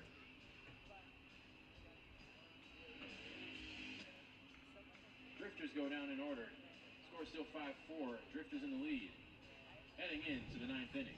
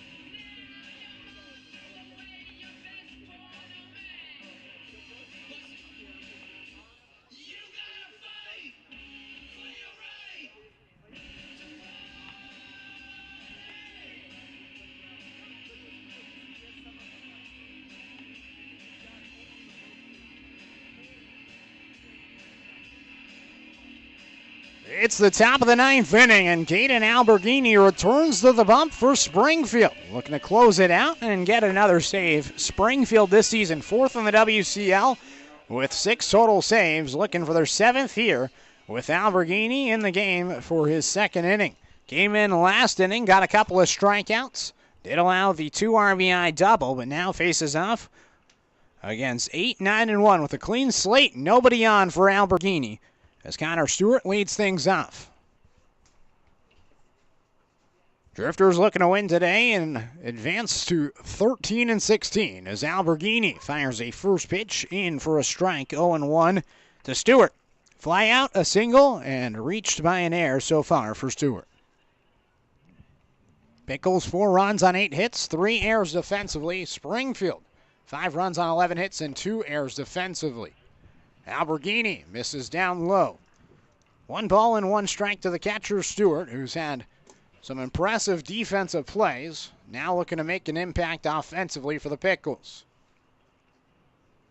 The 1-1 from Alberghini. Popped foul. A late swing on an 88-mile-per-hour pitch down and away. 1-2, and Alberghini with his big 6'5", 245-pound frame. Just coming down right at you. A tough pitcher to face off against, a large reason why he has 2 saves this season. Just top 10 in the WCL. So good back-end guy for Springfield, looking to close it out. 1 ball and 2 strikes. Here's the pitch. Fouled off. Stewart stays alive. Drifters 12-16 overall, and if you count the non-league games that don't count to the WCL standings, well, Springfield would be 16-16. Team trying to get over 500 in all of the games played this year. The 1-2, swing and a miss. Alberghini, another strikeout. It's his 3rd, and puts the first out on the board here in the top of the 9th.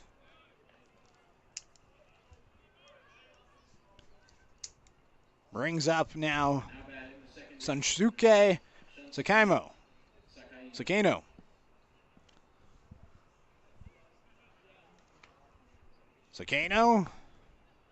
a walk. Fielder's choice play and a ground ball into a double play.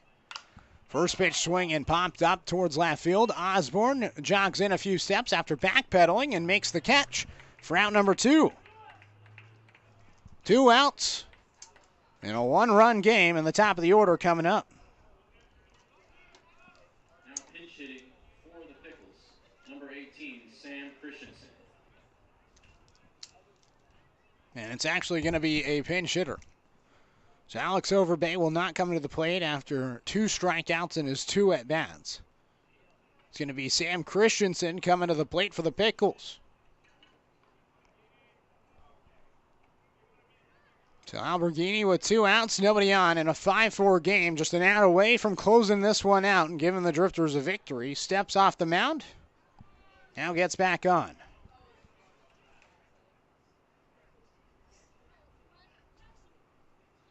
First pitch to Christensen. Taken below the knees. 1-0. Christensen, a junior at the University of Oklahoma. Batting .196 this season for the Portland Pickles with 4 doubles, 8 RBIs.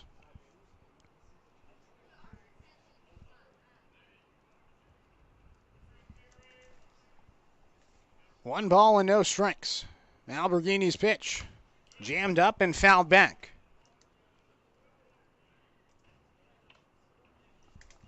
1-1. So the Pickles decide to use a pinch hitter in this situation. Drifters trying to win game number 1 of the series against the Pickles. The 1-1 delivery. Looked at for a strike. 90 miles per hour from Alberghini on the low outside corner. 1-2 to Christensen, and the Pickles are down to their final strike. Alberghini with 3 strikeouts. Looking for his 4th to close it out. 1 ball, 2 strikes, 2 outs. The pitch from the big right-hander. Breaking ball just above the zone. Really close. Came in right on the black on the track man. 2 balls and 2 strikes.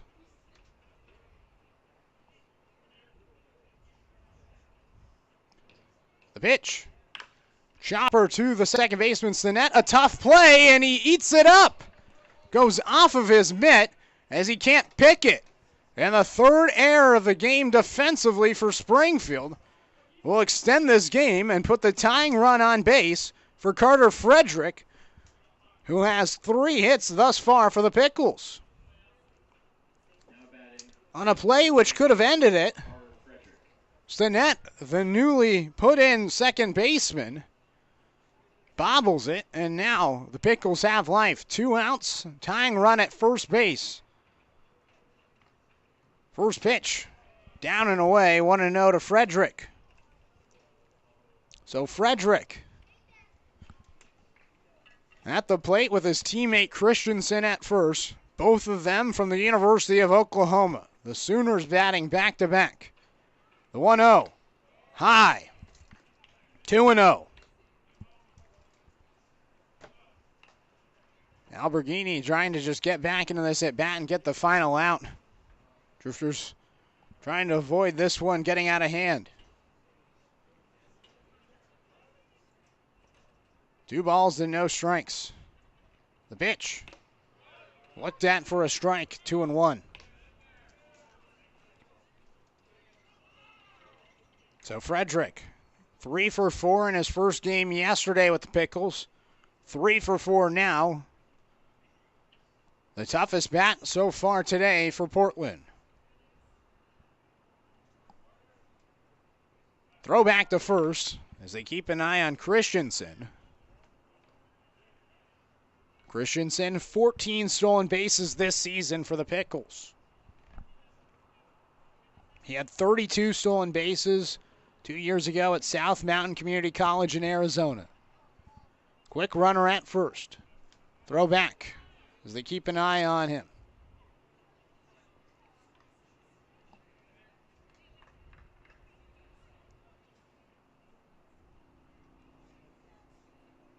Two balls and 1 strike. Alberghini takes a breath and delivers. Inside, 90 miles per hour. Backs up Frederick. And now Alberghini a ball away from advancing the tying run into scoring position. Alberghini looking to close it out and pick up the save. 3 balls, 1 strike. The pitch from Alberghini. Fouled off. A late swing from Frederick. And now the count is full. Tying run at first. 3 balls, 2 strikes, 2 outs. And a 1-run game in the top of the 9th. Drifters on the verge from a series opening victory. Payoff pitch from Alberghini. Here it is. Down low, Jones can't pick it. Over to second on the play is Christensen. Tying run in scoring position, top of the 9th. An error and a walk with 2 outs. Extends the game. And now Alan Embry has to go back to the dugout. Looked like he was trying to join in on a conversation, but now it's just going to be up to Alberghini and Cooper Jones to figure this one out. With Alex Gouveia to the dish, who's hitless so far. Strikeout, flyout, sac bunt, ground ball into a double play. First pitch to Gouveia. In for a strike, 0-1. In a game that could have been over about 5 minutes ago, the Pickles have life and have the tying run in scoring position. No balls, 1 strike. Pitch to Gouveia. Fouled back. Pickles down to their final strike for the second time.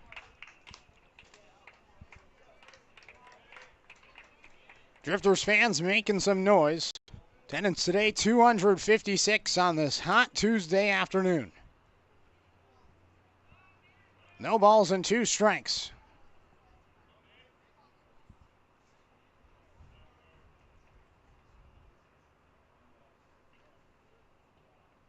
Alberghini takes his time and delivers.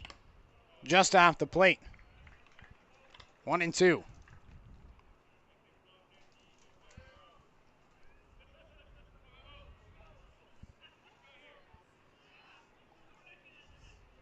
1 ball and 2 strikes.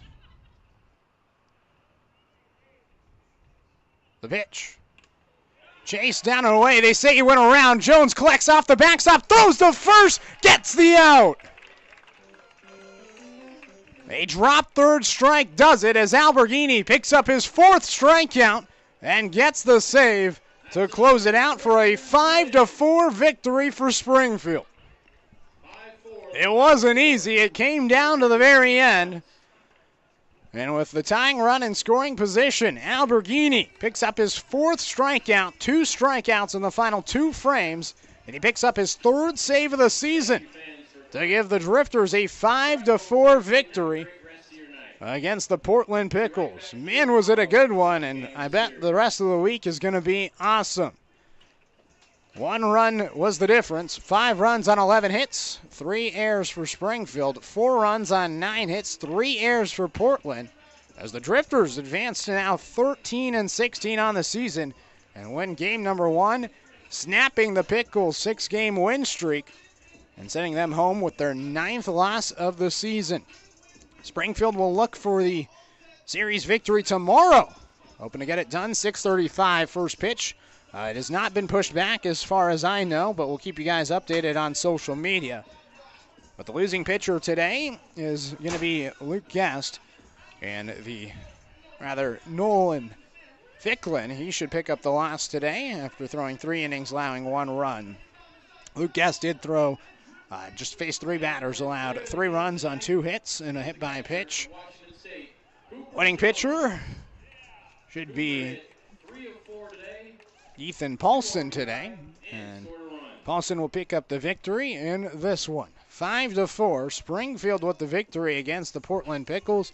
This one a little bit of a longer one, as it took a total of 2 hours and 44 minutes to get it done. The Drifters win it 5-4 against the Portland Pickles. Again, game number 2 tomorrow.